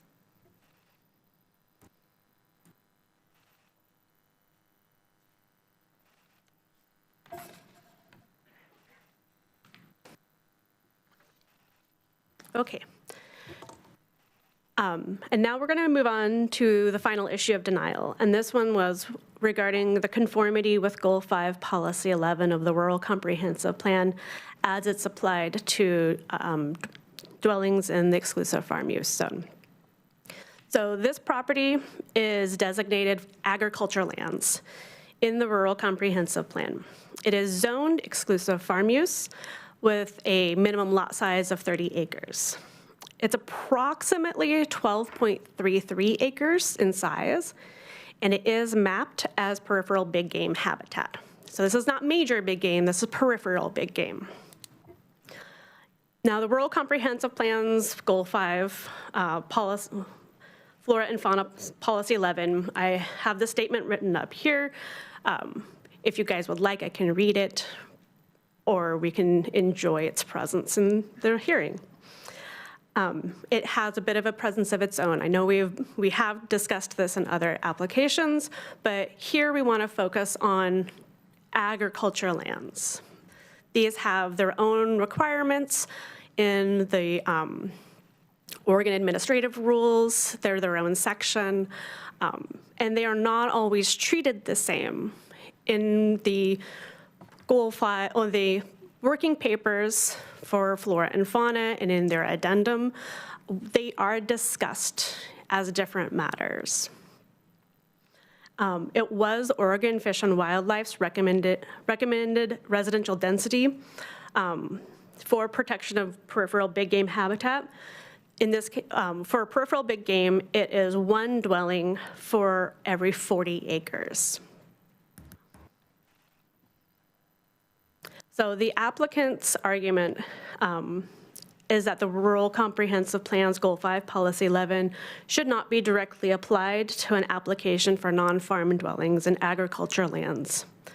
The hearings official found that the planning director had appropriately applied the Rural Comprehensive Plan's Goal 5, Policy 11 in the peripheral big game habitat, and that the application had not demonstrated compliance with that standard.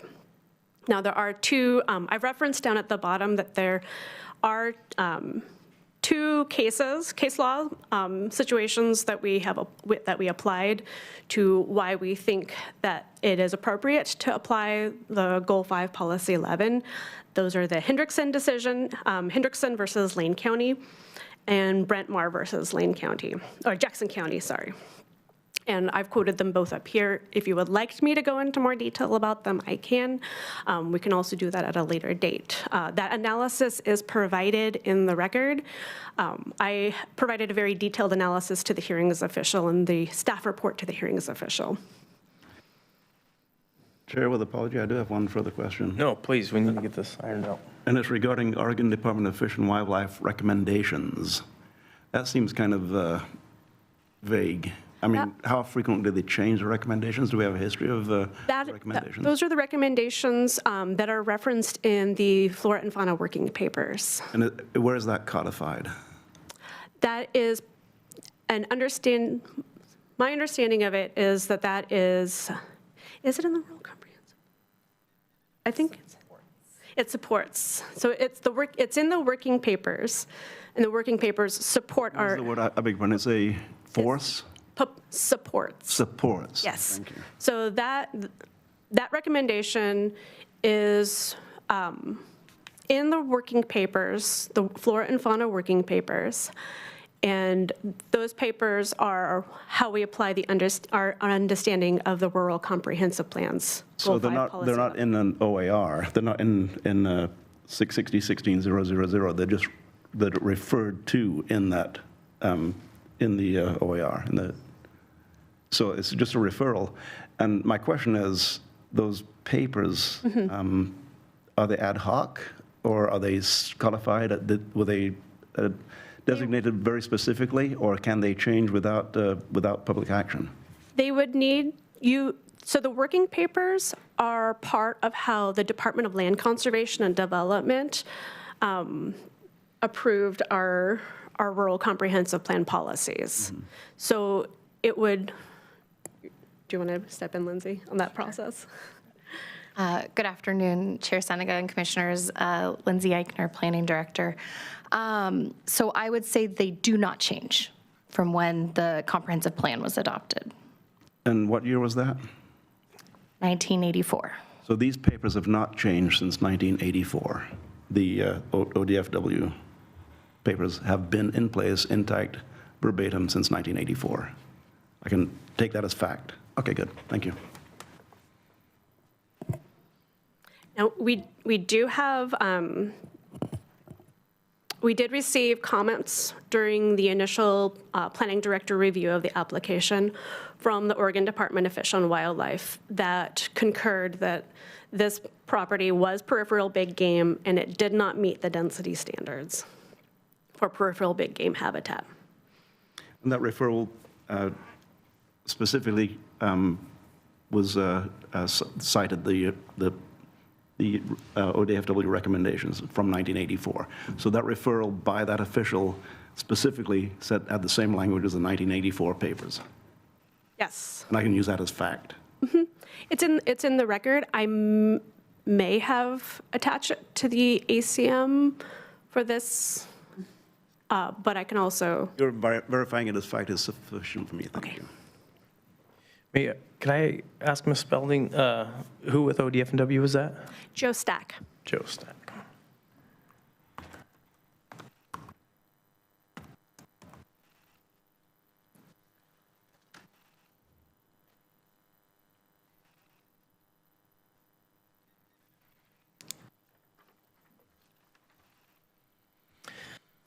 Okay, so that is our rundown of the issues of denial and the hearings official's position on those denial points.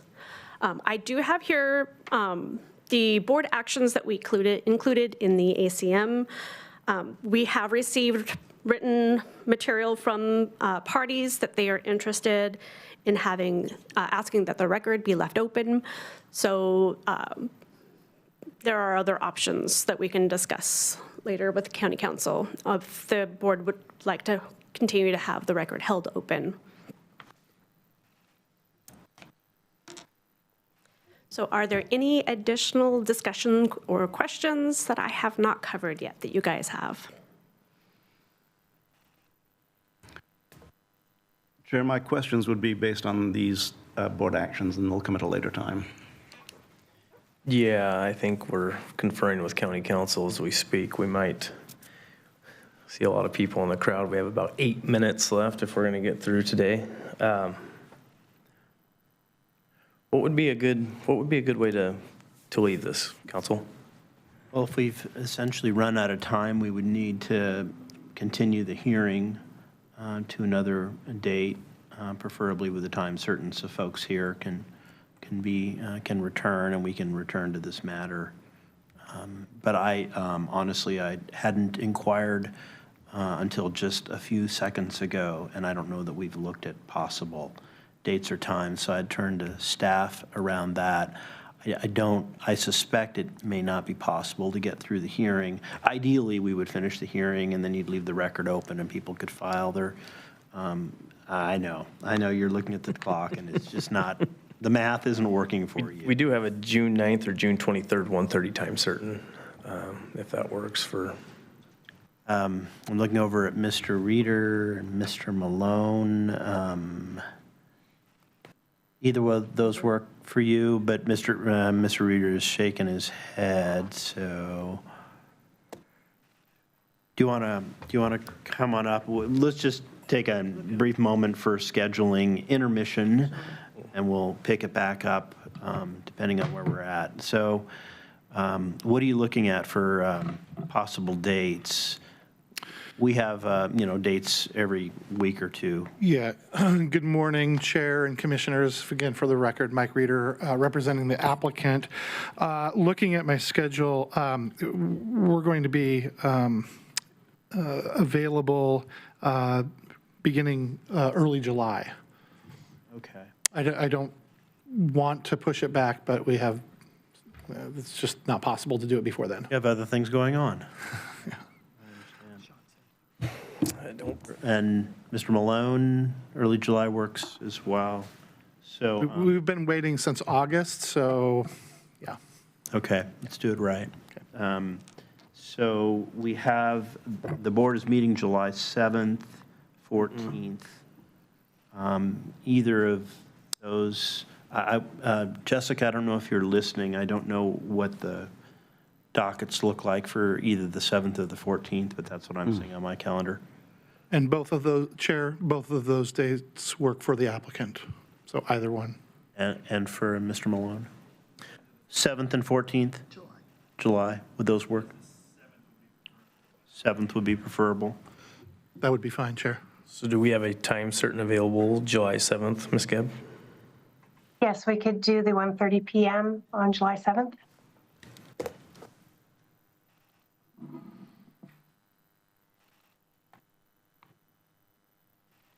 Then we need a motion to move this to, continue this July 7th, 1:30, time certain, leave the record open. Well, to move, you won't leave the you'll leave the record open then, potentially. You would continue this hearing to that date. Okay. And time certain. I'm not sure where we had left it off. Were we done with the staff report, or were we in the middle of that? Just down to questions. Okay, so we're down to questions on the staff report, and we're pretty much out of time, is what you're we saying. are out of time. Okay. So it would just be a normal motion to continue the public hearing on this matter until July 7th at 1:30.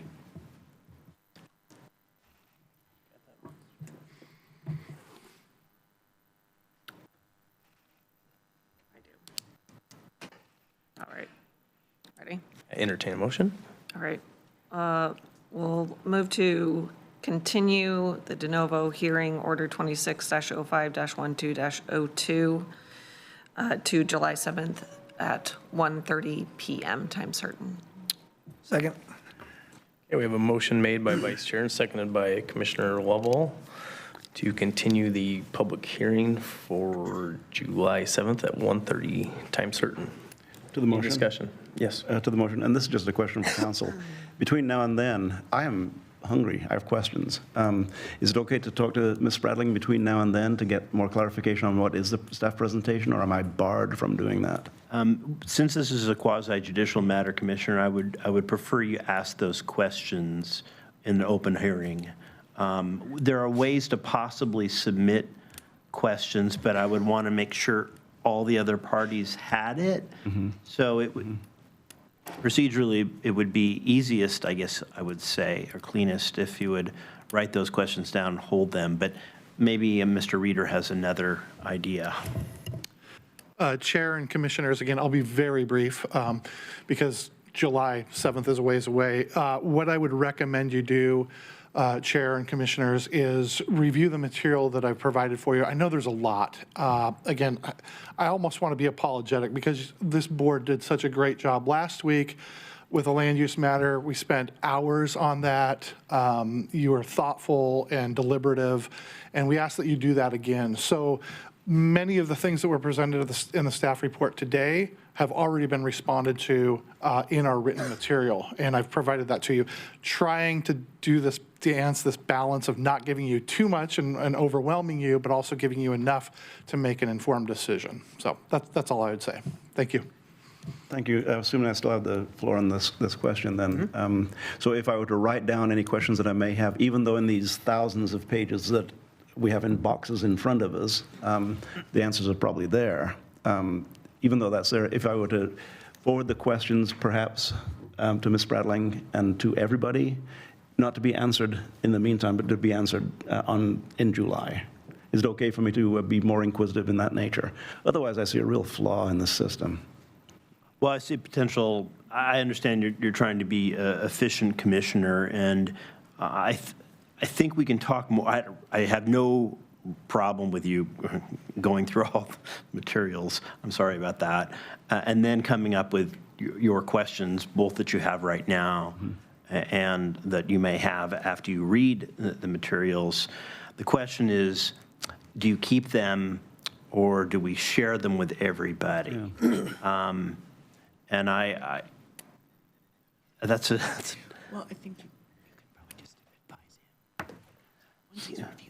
Yeah, and council has had a good suggestion. Maybe we look at your questions and then we go from there. Again, my preference would be you actually ask them. But if the parties want to be prepared for the questions, maybe they want to actually see them in advance. But let's cross that bridge when we get there. Right on. So if I have questions, I'll send them through County Council. Yes. Thank you, because your presentation is so succinct and very well done that it distilled the into really bullet points of questions that I do have. So thank you for that, for a great presentation. Thank you, Chair. Any further discussion? I'm going to just ask for process clarification. So I see county council's talking, so I'm just trying to make sure everybody gets to hear what they need in case this is a question that county council needs to answer. Yes. So we were in the midst of proceedings, and what we have yet to do was hear from the applicant and any rebuttals, and then staff response to those. So will we essentially just suspend where we are and pick it up there when we come back on July 7? Is that right? We won't start over staff report questions. It will just be, we're putting this in suspended animation, and then we're picking it right back up on July 7th. So any questions we might have of the applicant during rebuttal, staff follow-up, we can ask then. That is very well said. Thank you. Correct. Okay, seeing no more discussion, all those in favor signify with an aye. Aye. Motion carries 5-0. I was watching this. Yes, I did. Thank you very much. Appreciate it.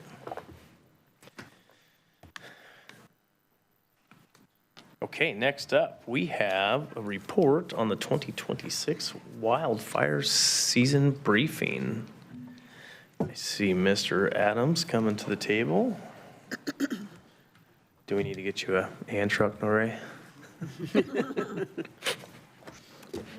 Healthiest county because we lift weights or boxes of paper. At the gym right next door. 5 years in a row.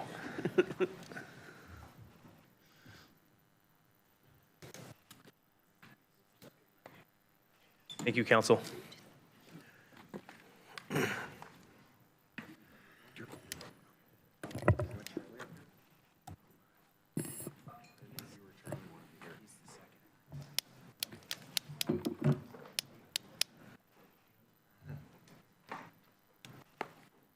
Okay. Take it away, Mr. Adams. All right. Thank you, Chair, Commissioners. For the record, Steve Adams, your Policy Director. It's my great pleasure to introduce you to this panel. First and foremost, my colleague at the end of the table, Monica Larkham, is our newly appointed Emergency Manager. She's been in this job for 3 weeks now, I think, somewhere in that range. It was an exhaustive search, but we looked and interviewed candidates from around the country for the post, and we found Ms. Larkham in our own Wayne County Sheriff's Office, where she has been working on search and rescue. So if you have questions about rappelling or finding folk deep in the woods, Monica is your person. It's a real honor to be working with her. So joining Ms. Larkham today are two esteemed colleagues. First, my colleague Chris Klein, who is the district forester with the Oregon Department of Forestry. So we've been working with Mr. Klein for some months now on a range of issues, and today we're going to hear a little bit about fire protection. I'm also joined by Chief Wallace, a gentleman with whom I've worked via telephone calls many times. I've only just met him in person this morning for the first time. So Chief Wallace is chief, of course, of the Mohawk Fire District, but he's also the chair of the Lane Rural Fire Protection Board here as well. So this panel is going to brief you on the fire season as it is shaping up and to answer any questions. With that, I'll turn it over to Ms. Larkham. Thank you, Steve. Good morning, Chair, Commissioners, and attendees. I'm very pleased to have accepted the position as Emergency Manager for Lane County. In my time with the Sheriff's Office Search and Rescue, my position was partially funded and occupied by carrying out Title III Community Wildfire Protection Program projects. And during the course of that, I've had ample opportunity to work with many of our partners in county and throughout the state. I'm looking forward to strengthening my pre-existing relationships and meeting more of our partners as I continue in this role, and building a resilient network of relationships and connections that will help our county grow in its prosperity in sunny days and hopefully its strength on these stormy days. During my last the last year and a half or so, I developed and finalized the Genesis evacuation tool given to us by ODHS, or Oregon Department of Human Services, through the Office of Resilience and Emergency Management to develop evacuation zones for the entire county. And through that process, I worked with partners at the Sheriff's Office, Eugene Emergency Management, Eugene Springfield Fire, the Fire Defense Board members, ODF, U.S. Forest Service, and other police departments and private shareholders.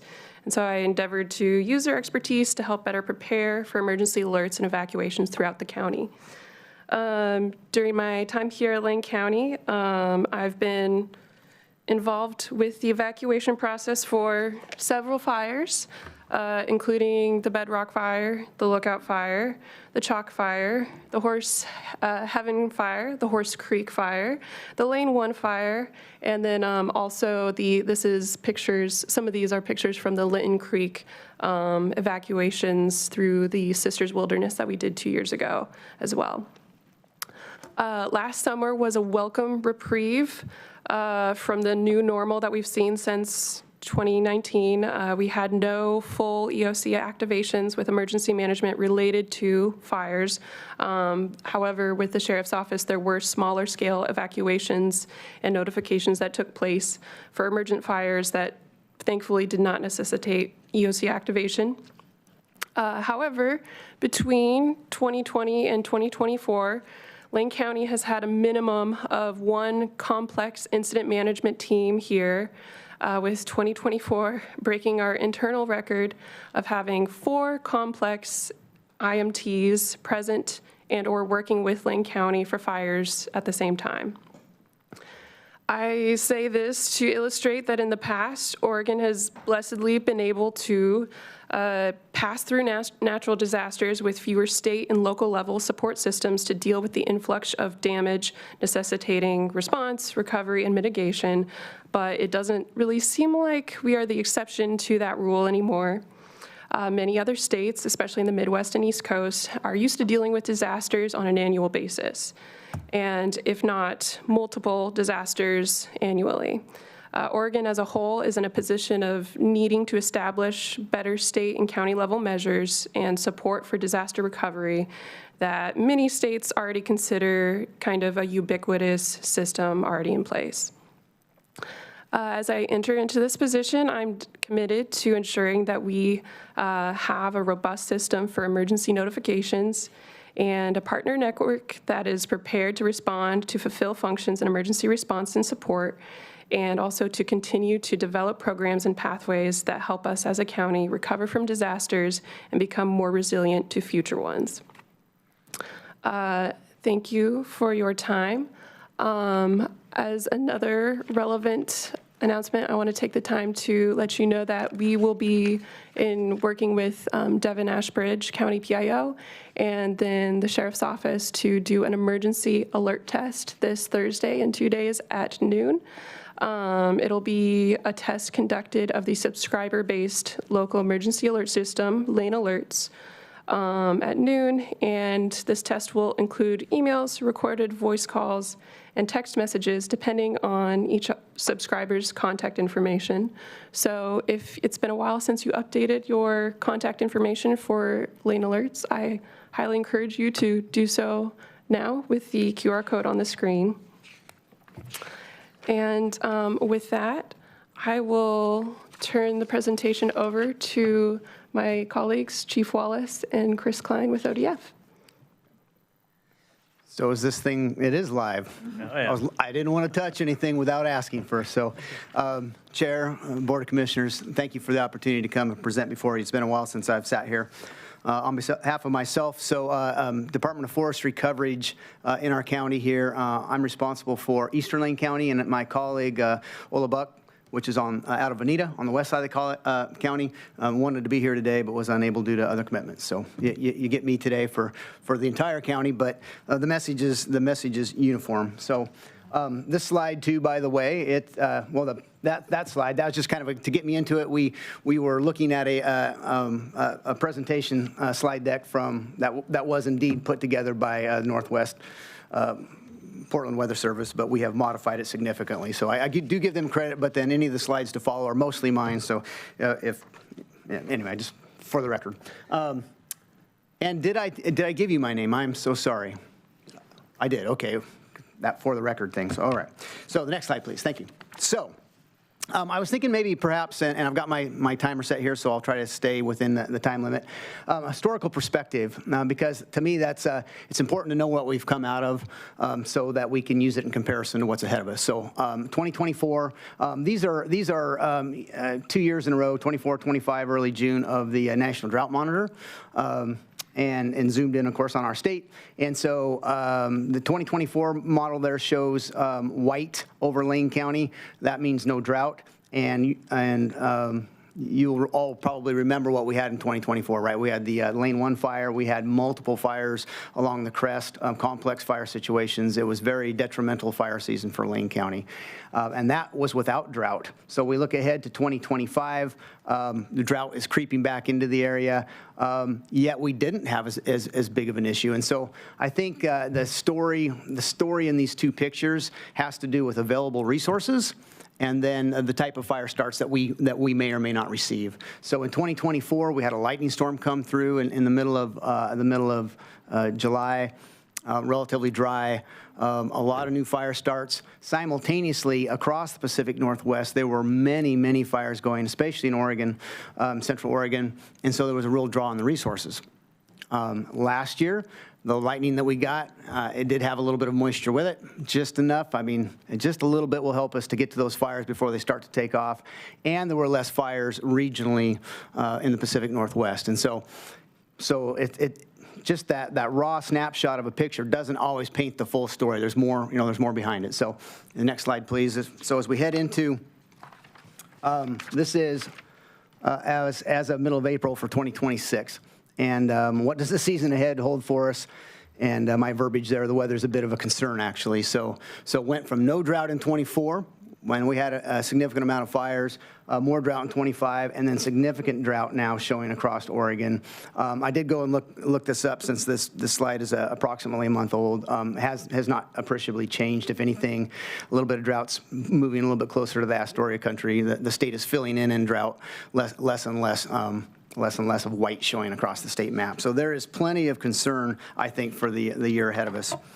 Another slide, next slide, please. This has to do with the mostly the higher elevation. We look at, as professionals, we're looking at the water equivalency, so the rain totals for the lower elevations. This is a snow water equivalently map that shows the higher elevations. And I'll get to the importance of that here in just a second. This is much larger than just the state of Oregon. You'll notice Portland on the left side. I wish I had a pointer, but you see Portland kind of sticking out there across the edge of the Pacific. But I wanted this larger map. That 5% shows where Lane County sits up into the western slopes of the Cascades here locally. 5% of normal. That is a drastic number. But I think what's even more telling, and then back to my story of what happened in 2024, is this goes all across the western U.S. Right, so this is showing clear out to the High Plains, Nebraska on the right side of the screen. Everybody is at 24, there's a 34%, but mostly very, very, very drastically low water conditions. And so this may very well play into that, how many resources are available, right? And the fire season usually starts in the south, works its way west. We have people right now helping in New Mexico. It works its way west across the state. So by the time it finally gets to us, there may be already a very severe strain on the resources at a national level. So that can play into what we have going on locally. Next slide, please. Just kind of some long-range forecasting. The previous models were current models. This is looking ahead. This is May. It was, again, issued the middle of April. It doesn't look good. It's forecast for the month. Above normal temperatures on the left, below normal precipitation on the right. And again, to make it more relevant, I looked it up this morning just to do some fact check to see if this is holding true at the Eugene Airport. Mainland Suite, normally in May, we have 2.81 inches of rain, and so far for the month, this year we have 0.00 inches of rain. 19 days since rain out at the airport. So again, it's the lead-in months that really can hurt you too, May and June, and it's looking abysmal at the moment. That's probably enough on that slide. I also have several more slides, which we'll run through quickly. This is looking at June, July, and August. Again, these slides are from the National Weather Service, and it looks for, again, above normal temperatures, below normal precipitation. Next slide, please.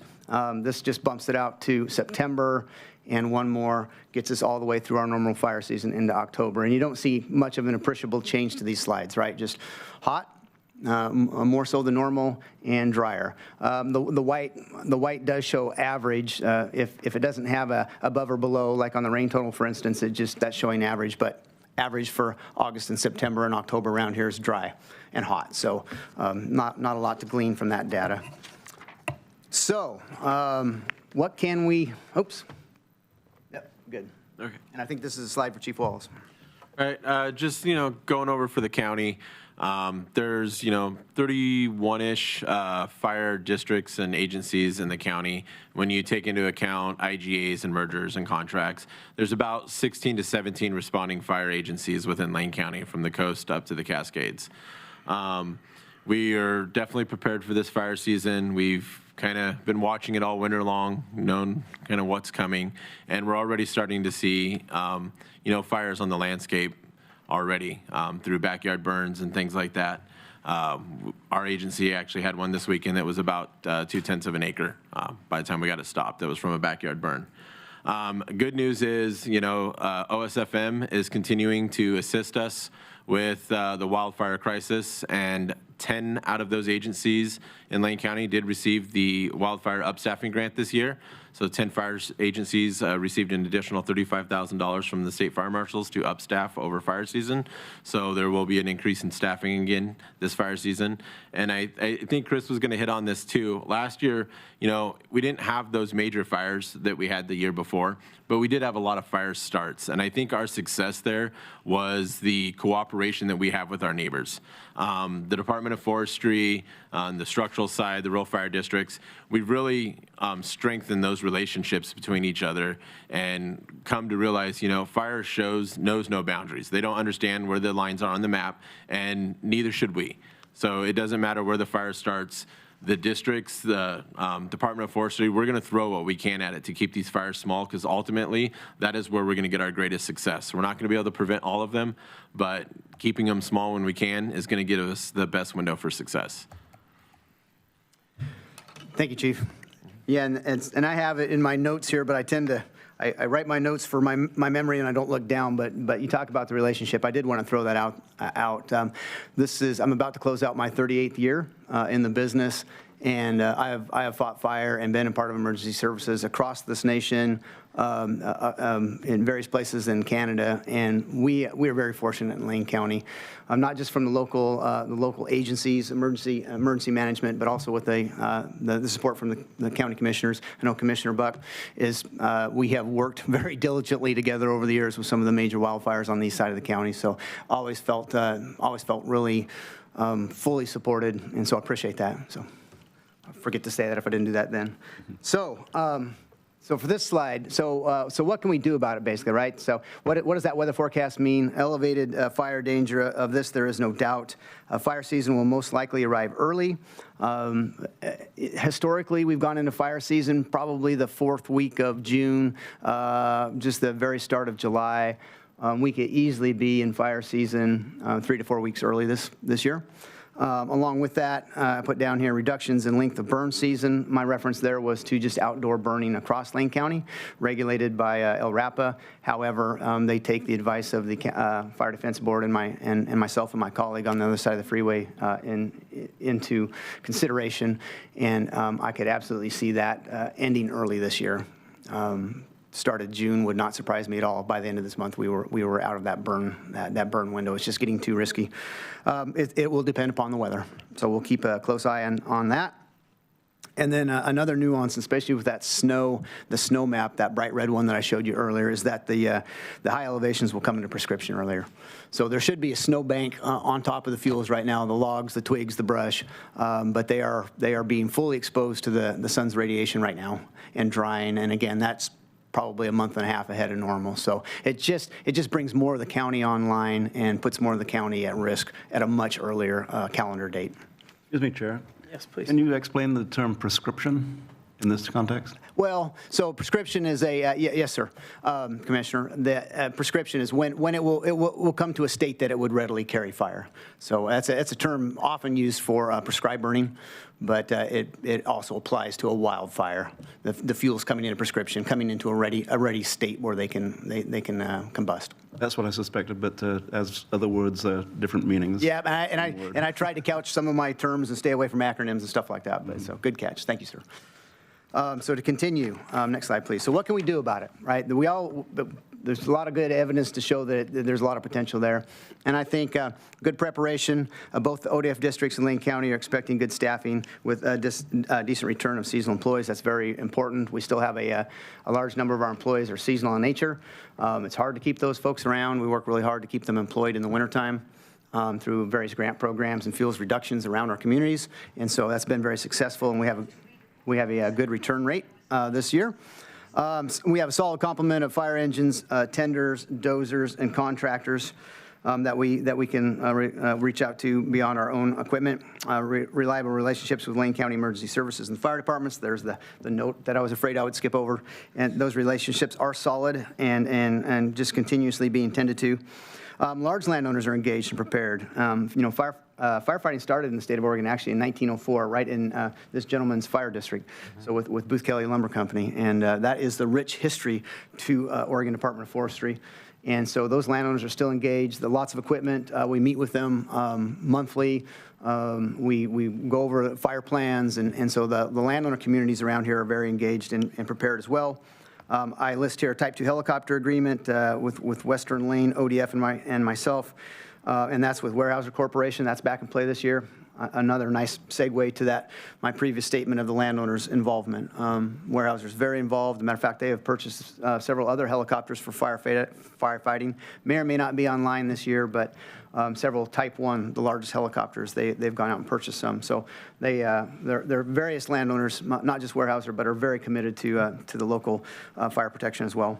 And then finally, we have access to severity resources that are strategically stationed around the state. Next slide, please. I'm still doing good for time. This is, speaking of those resources, those severity resources and aviation, this is just a quick map, a statewide map of our heavier aircraft fleet. Relating to us, you'll see a green and a blue a helicopter there at the south end of Lane County, and those are two ships that we have at our direct disposal, one being a Weyerhaeuser Corporation, a Type 2 helicopter, and then the blue one's actually not quite to scale on the map of their placement, but the blue one is a Type 1 helicopter. That was new last year and was very, very successful to our area. That's provided through the state of Oregon through state legislation that gives us severity funding, it's referred to. And so there's a Type 1 helicopter with a contract that'll be based out of the Creswell Airport again this year as it was last year. And it was a very, very effective tool for us.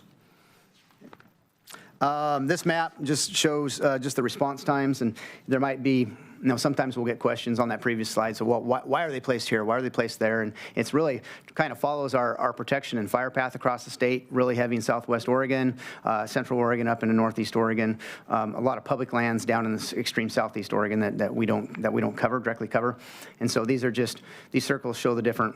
It's a little busy, but it just shows the overlapping response times for various forms of aircraft that we can bring to bear. So we try to be very strategic about where we place these resources, for all Oregonians, not just Lane County, of course. And then one more kind of a slide here on some of the aircraft and the types. And again, it's busy. I left it in the slide deck, but we basically have state of Oregon Department of Forestry. We have 56 total aircraft platforms available to us for our day-to-day operations. 30 of those are unmanned aircraft, so drones. With thermal imaging and cameras and mapping capabilities, which we have several on our district local to Lane County. Next slide, please. So really, it's about good detection and a fast response, and pictures are always nice. These again are just some of the aircraft that we employ. The top left picture there is a drone that we have. Our pilot lives and works up the McKenzie. Jason Wickheiser, and that picture in the lower left is actually the fire that he spotted with that apparatus. And nobody knew about it. We had a storm come through. We lift up, take a look around. There was a fire. Happened to be on Forest Service. We reported it to them. They went and snuffed it out. And it's just, it doesn't even have a name. It's just, it's a number, right? And that's exactly what we want to do. And that's why we have such a robust fleet of aircraft. And we're trying to stay on the forefront of technology to find these fires. Minutes matter in our game. And the sooner we can get there, the sooner that we can find them, locate them, jump on top of them, then the better off it is for everybody. And then just a couple other, just different pictures of local resources. That the middle helicopter was with the United States Forest Service. They hosted a helicopter last year. I think they will have one again, if my conversations are correct. Maybe not quite that big, but they'll have one. And that lower right is our that one I mentioned out of Cresswell. So next slide, please. Another resource in our tool, which is going to be brand new. This year, ODF is bringing on board a Twin Otter is the aircraft. It's shown in the middle left picture there. It's a multi-mission aircraft. It can do personnel and cargo transports as well as initial and long-range fast lightning detection and large fire scale mapping. So just a couple of pictures of like-type aircraft that set up. We've utilized a state partner relationship with Colorado several times, and I think this may be pictures interior of their aircraft. It's a very, very effective tool. Like I say, it can be used for initial attack. That's the primary purpose. Again, we want to find these things and put them out when they're just a single dot, that lower left corner.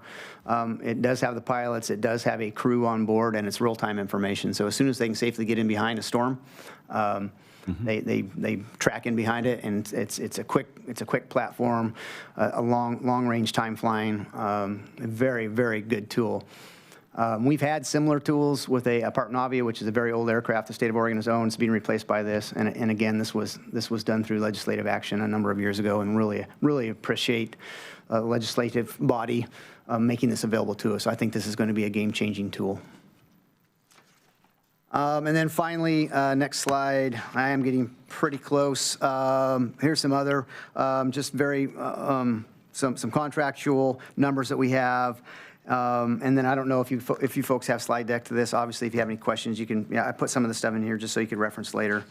Just more of the resources we have available. And I think finally I would end with the, probably the detection system that we have. And so it's not just aerial, but also there's been a real push over the years to increase the mountaintop visual coverage, and this is just a nice map statewide of, there are, you'll see in the right-hand side of that screen, EVS Forest Watch. Those are Oregon Department of Forestry owned cameras. There's also Alert West with U of O, Hazards Lab, Forest Service BLM, Pano AI with Washington DNR, Oregon-based utilities, just several different folks. And this is really, again, as this technology emerges, Department of Forestry, just based on maybe some good fortune. We got into this several decades ago at the incipient stage, and lots of other entities have jumped on board, over the last 5 to 10 years. And there's a very, very robust network of cameras and very useful tool.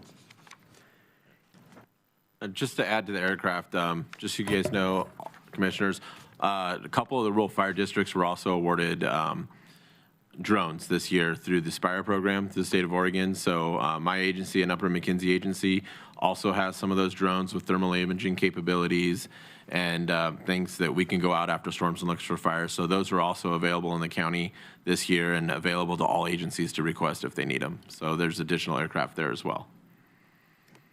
Thank you, Chief. And then I guess the last tool in the toolkit is just good relationships, and just showing some of the partnerships that we have across the state, other agencies across the country. We're always trying to leverage our relationships because none of us are able to do this alone. As a matter of fact, we have been, for the last month, we've been helping out in North Carolina, New Mexico. I think we sent some folks perhaps to Arizona as well. And those commitments pay dividends when it becomes our fire season later on, and those states, those agencies are always sending folks to us in August and September. So at any rate, it's just we cannot do it alone. It's part of the complete and coordinated system. But that is my fire season. I guess my prognosis, at least weather-wise, and then our response readiness level, and that's all I have for you. Would take questions if you had any. Okay, to the board. Do we have any questions? Commissioner Farr. I'm eager to hear Commissioner Buck's questions, but mine is regarding early detection, and you posted all of these stations. I used to work for the Forestry Department in Tillamook County, Campney Halem, long before your time. But we were part of the detection system, more part of the response system. Back then, we relied on mountaintop lookouts, and there are a few of them, and it's a pretty elaborate system you have right now. That is impressive, and the drone catching. In addition to that, you have the drones that are on frequent and mobile watch.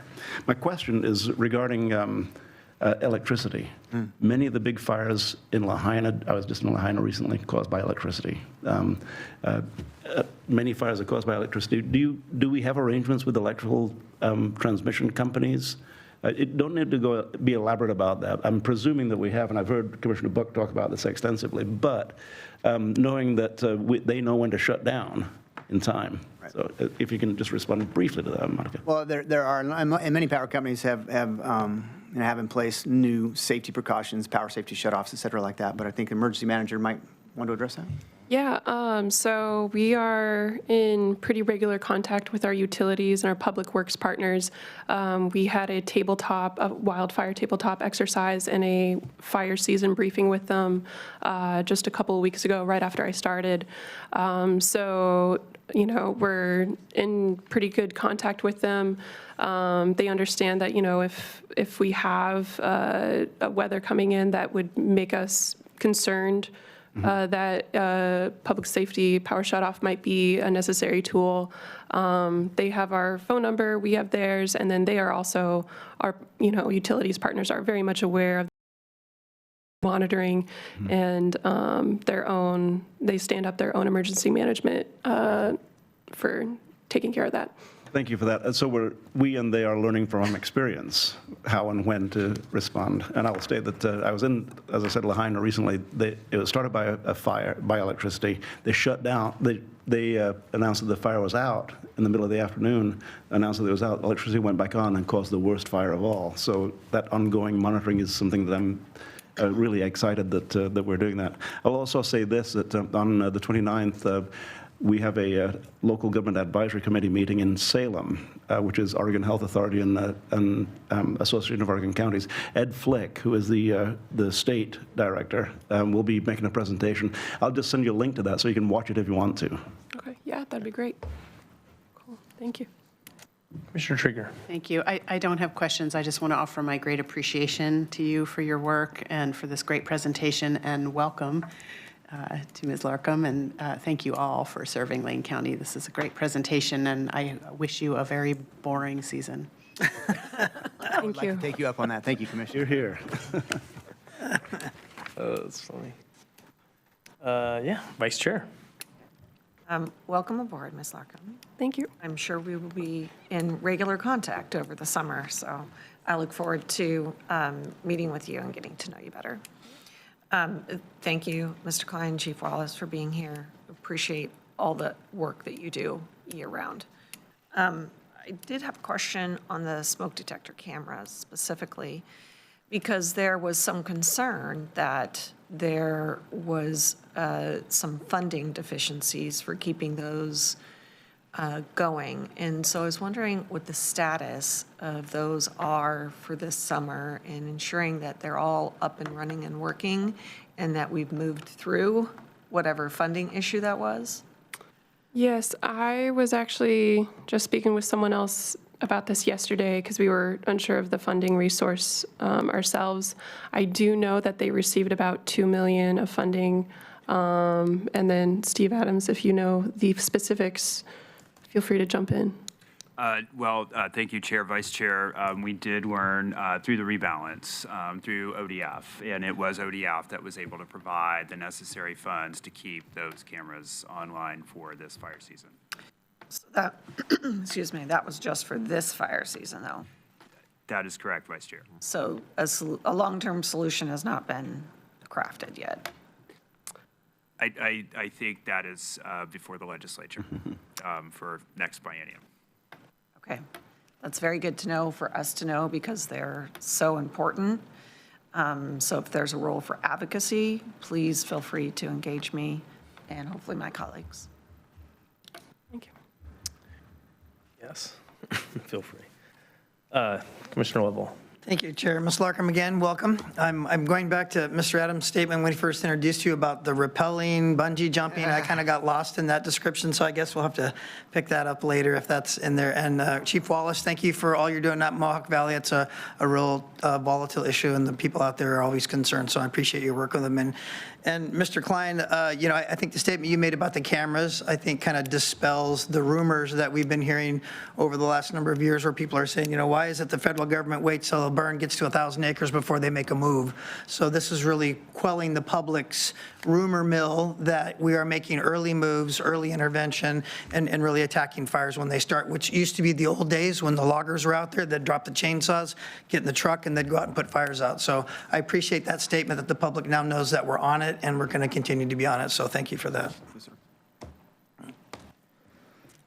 Yes, sir. Thank you for the presentation, and as Commissioner Traeger put it, hoping you have a boring season.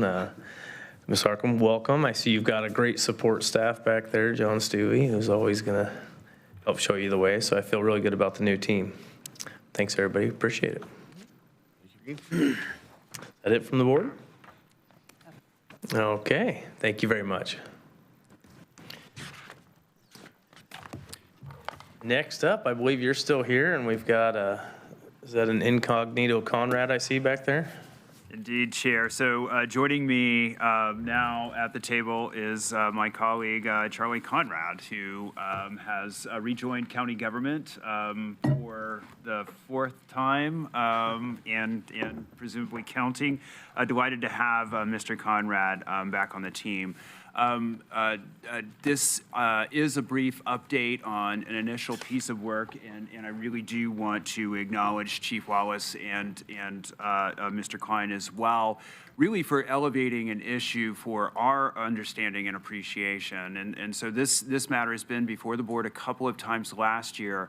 And the issue was really, we have parcels within the immediate metro area that are not covered for fire, wildfire protection, or in fact for structural coverage. So this became an issue for your consideration as it was related to prescribed fire permitting at Howard Buford Recreation Area, and really in working with Mr. Klein, who indicated 38 years on this job, actually has a history of this issue. This was something I was not aware of. But last year, we became aware of this lack of coverage. And so some initial GIS coverage GIS analysis that ODF did for us really kind of landed on this number of about 500 parcels in the immediate metro area. So we were able to take that data set, move it over into our GIS, and continue to do some work. And the board will also recall 2 or 3 years ago, responding to concerns within the Row River Valley about a lack of fire protection there as well, in the creation of a fire district there. That was a process that, in conjunction with the merger of Goshen and Pleasant Hill into a new fire district, that was within living memory of the staff here within county government the first time we had created a new district. And so this was a learning opportunity for staff who haven't been here for 38 years, but really created a working group between the assessor's office and our assessor and tax collector. Ms. Schaefer is with us as well. But also the clerk's office, land management division, and county council have been working on a inner kind of departmental process to understand the coverage issues specifically. So we received direction from the board last year to dig in on this issue, and voila, Mr. Conrad presented himself as someone who not only knew and previously worked for our parks districts, but also has worked in other places within county government and understands us and understands our rural districts in a way that very few other people can do. So as staff indicated, and we have ongoing analysis, and I know the assessor is prepared to offer thoughts here as well. We have ongoing analysis. We've been able to chew that 500 number down. When we prepared this board packet for you last week, the number was 255 parcels. Now this is going to be not only our parks, but also some recreational lands or habitat conservation lands, the old Wildish acquisitions that are immediately adjacent to Howard Beaufort, for instance, are some of these parcels. We do have other issues, and we are working really to try to understand the tools that are available to us. And as it happens, there's a couple of relatively recent legislative tools that the legislature has provided for us. And Charlie Conrad, during his tenure in the legislature, actually worked on the first of the two bills that we're working with now and has specific expertise. So with that, I'm going to recognize Mr. Conrad for an update on this process. And our intent here is really to brief you on what we're up to and get some initial direction from this board. Thank you, Steve. I appreciate it. Commissioners, Chair Senega, Vice Chair Buck, thank you for having me here. It's good to be back here. And for the record, my name is Charlie Conrad, and I'm working with Steve and for Steve to look at implementing some of the legislation that's been passed over the last couple of years and develop a process roadmap for how we can start bringing in some of our unprotected lands and have them to be protected.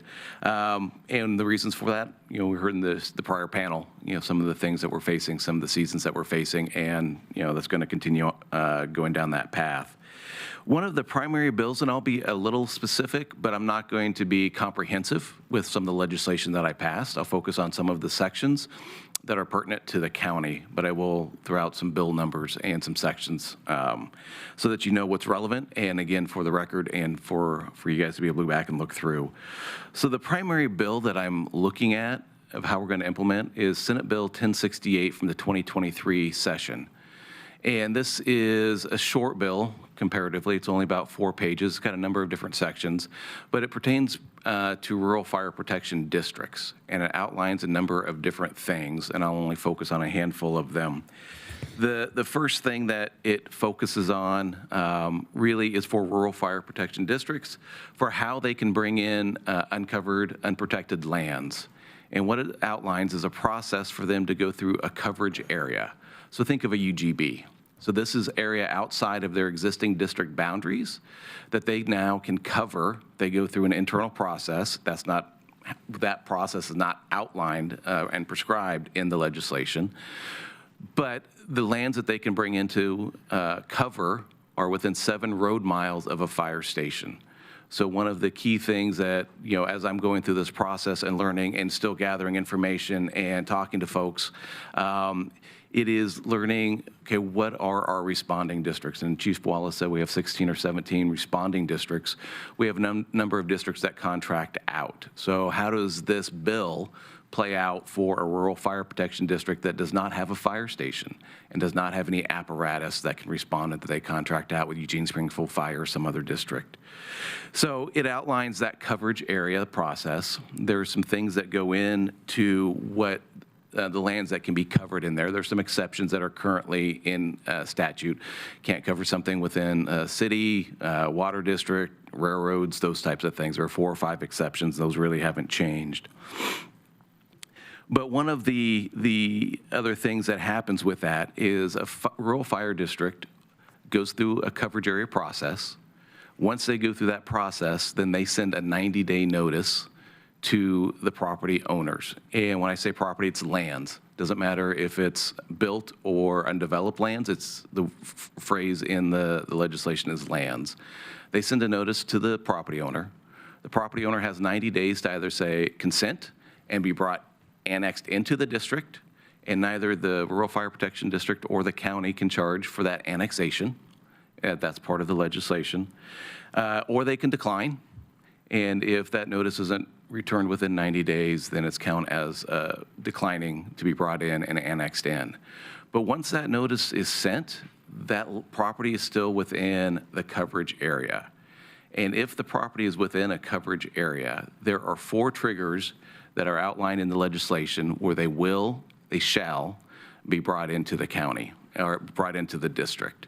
And those are some of the things that I'm looking through and trying to flesh out, is because there are shalls that the county must do, things that we must do. And the 4 triggers that bring a property into the district that are going to impact the county are the first one is ownership change, right? So if a district sends out a 90-day notice, the owner says, no, I don't want to be annexed into the district, they are still part of that coverage area. If the property ownership changes, then they shall be annexed into that district. And so that's going to come in through a pipeline, probably through deeds and records and into assessment and taxation. So we've got at least one division that's going to have to be notified of what that coverage area is and when that trigger is met.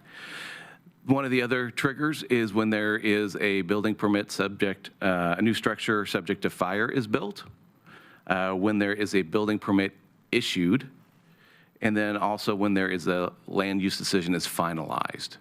So those are the 4 triggers that we're working through to make sure that internally, Lane County has the processes to understand how that's going to impact. So if we get a trigger going for a building permit through land management, how is assessment and taxation now? What do we have on the back end to make sure that if we have a property owner or somebody from the public calling in, that they can get their question answered accurately and timely, and that they don't get the runaround or somebody that doesn't know. So some of those things are what I'm thinking about and working through what does that look like internally. The other part, as I mentioned, is because this is a process that's initiated by the rural fire protection districts, we need to have that open communication, that pipeline with them so that we know when they're starting that process, what the coverage area is that they're looking at, and that we can be involved in that process so that we've got that open communication. And so I've been doing a lot of outreach with our rural fire protection districts, doing some outreach throughout the state to see where we are at, if any other districts have, because McKenzie Fire District, they have gone through a coverage area process. And so this is something that we are actively working through. And it doesn't seem like too many places throughout the state have. There are a couple districts I'm waiting to hear back from, but if nothing else, we're going to be one of maybe a very few that have actually gone through that coverage area process. So for that, we need to make sure that we've got our internal processes, nice and tight, and that we can help the public as needed. The couple shalls that I just want to mention and put on the record in, again, House Bill or Senate Bill 1068, Section 2, subsection 11, the district shall annex the lands in a coverage area when one of the triggers occurs. So if the district goes through and they establish a coverage area, when one of those triggers occurs, that property, that land shall be brought into the district. The other one, Section 2, subsection 10, is the county shall send the district a notice when one of the triggers occurs. So if there's a property within the coverage area and then that property owner applies for a building permit, then the county shall notify the district that that trigger has been met, and then the district will go through and double check on their back end to make sure that that property actually is involved in the district. Some of that is laid out in the legislation. So there are actions that the county must be able to take and must be aware of and cognizant of. And one of the other shalls that I just want to mention is Section 2, subsection 17. The county shall provide information possessed by the county to the district upon request. Basically, we'll help the districts out with information through, assessment, taxation, anything along those lines if they request it. So as we get going, as I continue on with this process, my focus is to build that foundation, to outline that procedure map. How can we build these partnerships? How can we develop these internal processes?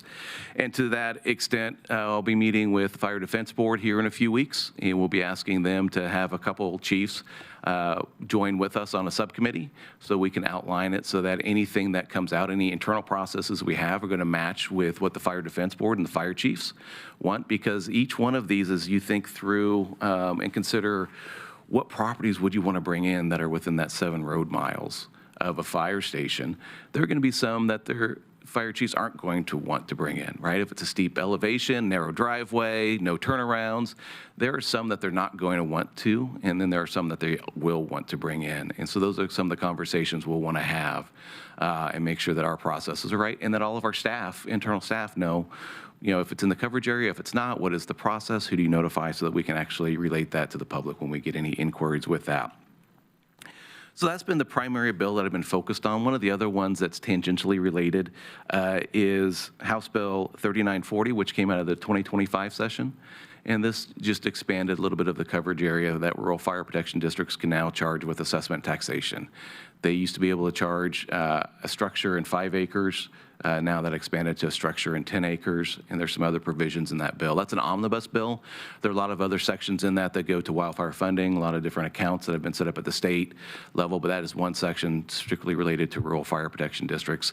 And I want to see how Senate Bill 1068 and this House Bill 3940, how they relate, and just make sure that we've got good processes. And then how does that actually relate to all of our unprotected lands, the 200-plus lands that Steve identified, including some of our Lane County parks? You know, Willamette, some of their parks are part of that as well. There's just a whole number of different types of parks and parcels and lots that we want to look through and see how they're going to be impacted and see if we can get them some coverage. And with that, there's just one other bill that I've been watching and paying attention to that's ongoing. It's Senate Bill 454, which also came out of 2025 session. And this is an advisory committee through the State Fire Marshal's office and running a work group looking at funding rural fire protection districts. And it's an ongoing. And in June, they're going to come back as a work group and discuss some funding mechanisms for rural fire protection districts. So all of that's going to come into, again, as we heard in the previous panel, the resources, our ability to respond, our ability to identify and quickly keep these fires as small as possible and identify them. And so with that, I think for the most part, that's what I've got, and I'm happy to answer any questions that you might have. All right, Mr. Conrad, thank you. And Chair, Commissioners, we took guidance last year that essentially we are trying to maximize fire protection for every last parcel that we possibly can. Certainly managing liability from county-owned parcels as a particular priority. But obviously we can't force annexations for parcels, but we can certainly try to provide all of the tools available, and we have an obligation to follow the law with respect to the shalls that Mr. Conrad just mentioned. I think we will likely come back to the board at the conclusion of this process, and Mr. Conrad is a temporary employee with us. He's a 520, and hopefully will be working with us for a few months now. Possible outcomes here, I think, will be in concert with our with the rural fire chiefs, with the Department of Forestry as well, just as we think about those coverage areas, but also potentially partnerships with our Parks Department, our other parks districts, and our other municipalities, particularly here in the metro area. I think we're very keen to bring this issue to you at this time for you to be aware of this process, to understand what's happening specifically, and to give us guidance in terms of where you would like this work to head. We're just at the beginning of really getting this organized, and we're happy to come back for periodic updates as we move along, but certainly bring you policy questions as they mature, and we think they will. And I would also note that this will likely dovetail with the legislative committee as well. We think through this process there may be some tuning up that might be required for the 2027 session. As Mr. Conrad noted, Lane County's on the forefront of actually implementing a couple of these bills, and so we might learn a few things as we actually try to put the thing in motion. With that, Chair. Yes, thank you. To the board, do we have any questions, comments? Vice Chair. Thank you. What would you know about this topic? I want to acknowledge Mr. Klein, Chief Wallace, for continuing to engage with us over the last few years regarding ensuring coverage in our unprotected lands. It's a big concern. I think it initially came about because we had an agreement with ODF regarding coverage for Howard Buford Park, the part that was otherwise unprotected. And that coverage is challenging, given that ODF, when fires occur, they're largely otherwise engaged in other fires. And so it's challenging to maintain the capacity to ensure coverage for our unprotected lands, especially those owned by the county.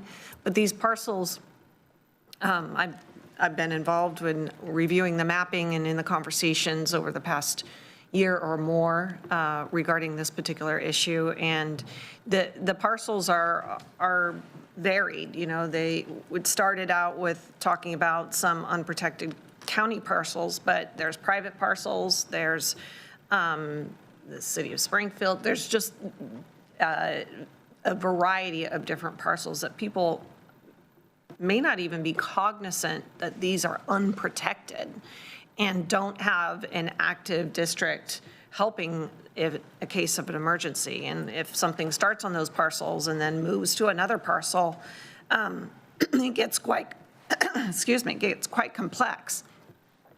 So it's really important that we do the outreach and ensure they're unprotected, because what happens if something happens and they're unprotected? Does that then land on the county as a liability? That's where our body needs to engage, excuse me. So I remain really involved. Welcome aboard to do this work. Mr. Conrad, appreciate that you have the knowledge and the relationships in place to really actively engage. It will take some time to really figure out the means to cover as many parcels as we can, but then there still may be parcels that remain unprotected, and the question will continue to exist. What do we do to ensure if something happens that there's adequate response and adequate capacity to respond? Thank you, Chair. Yeah. Commissioner Lovell. Thank you, Chair. Looks like Mr. Adams was taking a breath to answer that or add some comment? Okay, all right, sorry, I missed that. Yeah, thank you, Charlie. Mr. Conrad, I think you're heading in the right direction. I don't know if 5 months is going to be enough time, so hopefully we've got a little bit of budget squeeze to get you to the juice that you need. One of the things you mentioned, I want to make sure I heard that right, is that the fire chief has the ability to include and not include a piece of property that's either steep or no turns arounds you mentioned. So I'm wondering if one of those properties that's not on the acceptance list, if you will, of a fire chief comes into a trigger, one of those 4 triggers you mentioned, what happens? Thank you, Commissioners. Let me restate what I think your question is and restate what I think what I mentioned. So if you think about the coverage area, the Fire District Board can go through a coverage area process, and they can identify the properties that they want to bring into that coverage area. That's all stems from them. They initiate that process.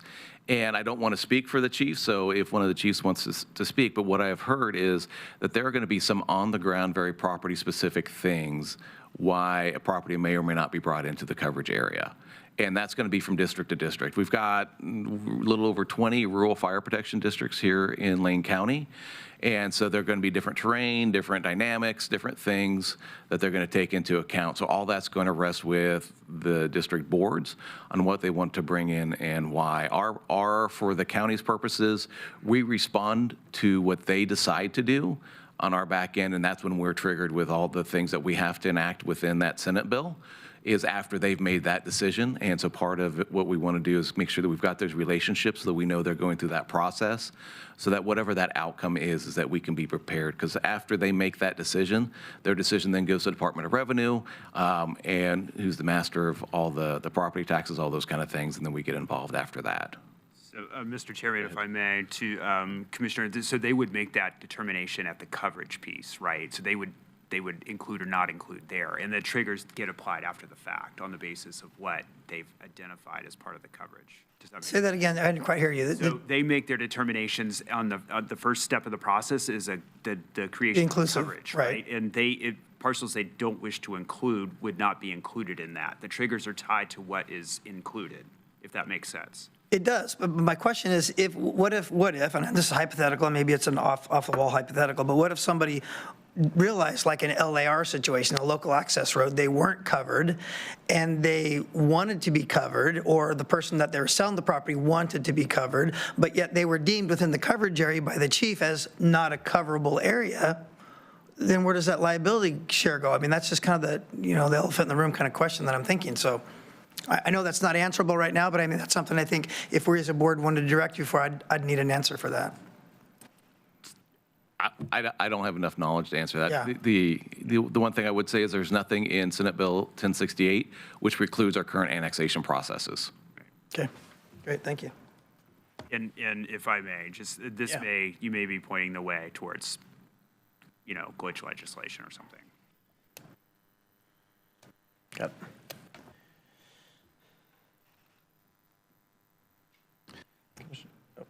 Yeah. I don't have a comment on the what's ongoing work, Mr. Conrad, former Rep. Conrad. But I'm really excited to see that you're back with Lane County, bringing your depth of expertise, depth of knowledge. And as Steve Adams stated, and I'm going to state this very succinctly, you said, few have the knowledge that Charlie Conrad has regarding rural issues, and I'm glad that you're here. I always applaud it when people who have worked for the county come back and bring their expertise back, even on a 520 basis. Thanks for being here, and thanks for putting your expertise to work on this. Okay. Well, I appreciate it. Thanks a lot. And it's funny how it all goes full circle and turns back what Chief Wallace was saying, where fires don't see boundaries. Why do we? So, thanks a lot, Charlie. Glad to see you here. Thank you. Okay, so on to Commissioner's business. Do we have any announcements today? Commissioner comments and remonstrance today? Commissioner Trigger? Thank you. Yeah, just briefly, I just wanted to note, I attended another deflection graduation last Friday. It was, as always, really moving and informative and affirming that we're on the right track. It was the largest group yet, 16 graduates, 15 of whom were present, lots of law enforcement officials present, again, affirming how important this program is. But I just wanted to share one participant. Her name was Bobby, and she talked about she has been incarcerated previously, and she was most recently deflected when she had an interaction. And she said, prison just creates better criminals. Deflection creates better humans. Yeah, that was great. And that was just, that's not a testimony to the value of that program. I don't know what is.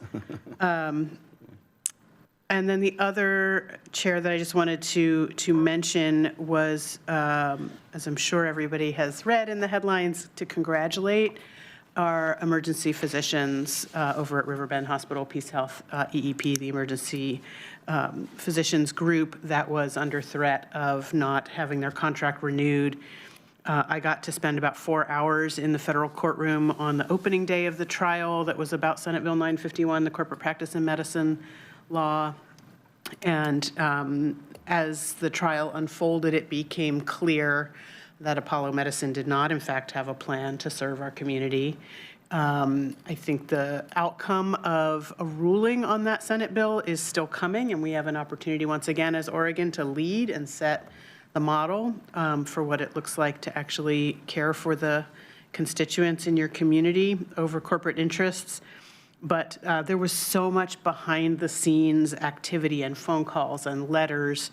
So I just particularly wanted to applaud and thank, in no particular order, Congresswoman Hoyle and the governor, House Speaker Julie Fahey, and many members of the Lane County delegation, Commissioner Buck and I, Springfield City Councilor Corey Rodley, Mayor Van Gordon, all signed on to letters, made calls, showed up to meetings to really keep the foot on the gas on that issue, but most especially to thank the doctors of EEP and the nurses and the other healthcare professionals that rallied in one of the most incredible ways I've seen in this community to stand up to ensure that services were protected. So that's just a really phenomenal and significant success for us as a community.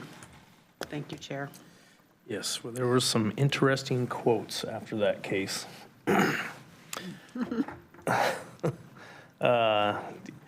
Okay, do we have any committee reports? Actually, just a slight announcement that I'd suggested that I'd make, and then a slight committee report. I had conversations over the weekend and after the weekend with Johan Nguyen, who's a mail carrier. Known Johan for a lot of years, and he represents the mail carriers locally. And also with Rebecca Sprinson, who is with the Development Director for Food for Lane County. The mail carriers drive this year brought in about 15,000 pounds of food. But historically, it's brought in 100,000 pounds of food. And in talking with both Rebecca and others, it's kind of indicative of a lack of support for food drives, in particular here in Lane County, for non-perishable foods. The U of O football game, spring game, which had a record turnout in terms of people showing up, had a very small number of pounds of food brought in. So, and there's nothing I can say much about that other than perhaps as we as a Board of County Commissioners, as boards of county commissioners have in the past done, find ways to support Food for Lane County and find ways to elevate specific times of the year when we can be a part of efforts that they have. Because we have a pulpit here that sometimes people listen to, but we do have an opportunity to have our voices heard.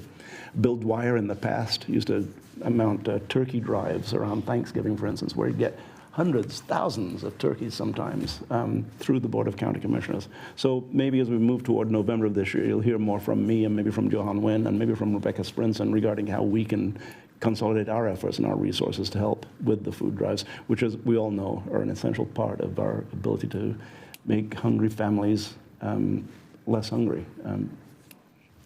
Thanks. That's all. The other committee report is one that I just mentioned a while ago. On the 29th, we'll be having our local government advisory committee in Salem, which is an association of Oregon counties and Oregon Health Authority. Eve Gray will be there. Kate Budd will be there, and we'll be making presentations on some of our responses to the governor's housing initiatives. There'll also be about a half-hour presentation on the upcoming wildfire season. That's on January 29th, 10 a.m. in Salem or online. Okay. Commissioner Trigger. Thank you. Yeah, Public Health Advisory Committee meeting yesterday, so I just wanted to flag, if folks don't know, if you just Google Lane County measles, you'll get to the page where you can track cases. And also down toward the bottom of the page, there's a link that takes you to yet another fantastic Tableau dashboard that we have where you can track, there's wastewater tracking for communicable disease that includes tracking measles, RSV, flu, and SARS-CoV-2 cases in Lane County. So they're just really some important resources for folks to know about. We do have 22 active cases of measles in Lane County right now. Fortunately, so far, no deaths, but it is alarming and concerning. So the Public Health Advisory has been talking a lot about how we can help get the word out to community to make sure that folks, particularly infants and children, are properly vaccinated against measles. Thank you. Okay, thank you. Okay, do we have any future board assignments? Okay, seeing none, we do have a budget meeting at 1:30 today, and just a quick reminder, we've got a joint meeting with Springfield at 6 p.m. on Monday, the 18th. There will be a virtual and in-person option. And our next scheduled Board of County Commissioners meeting will be on Tuesday, May 19th. Thank you.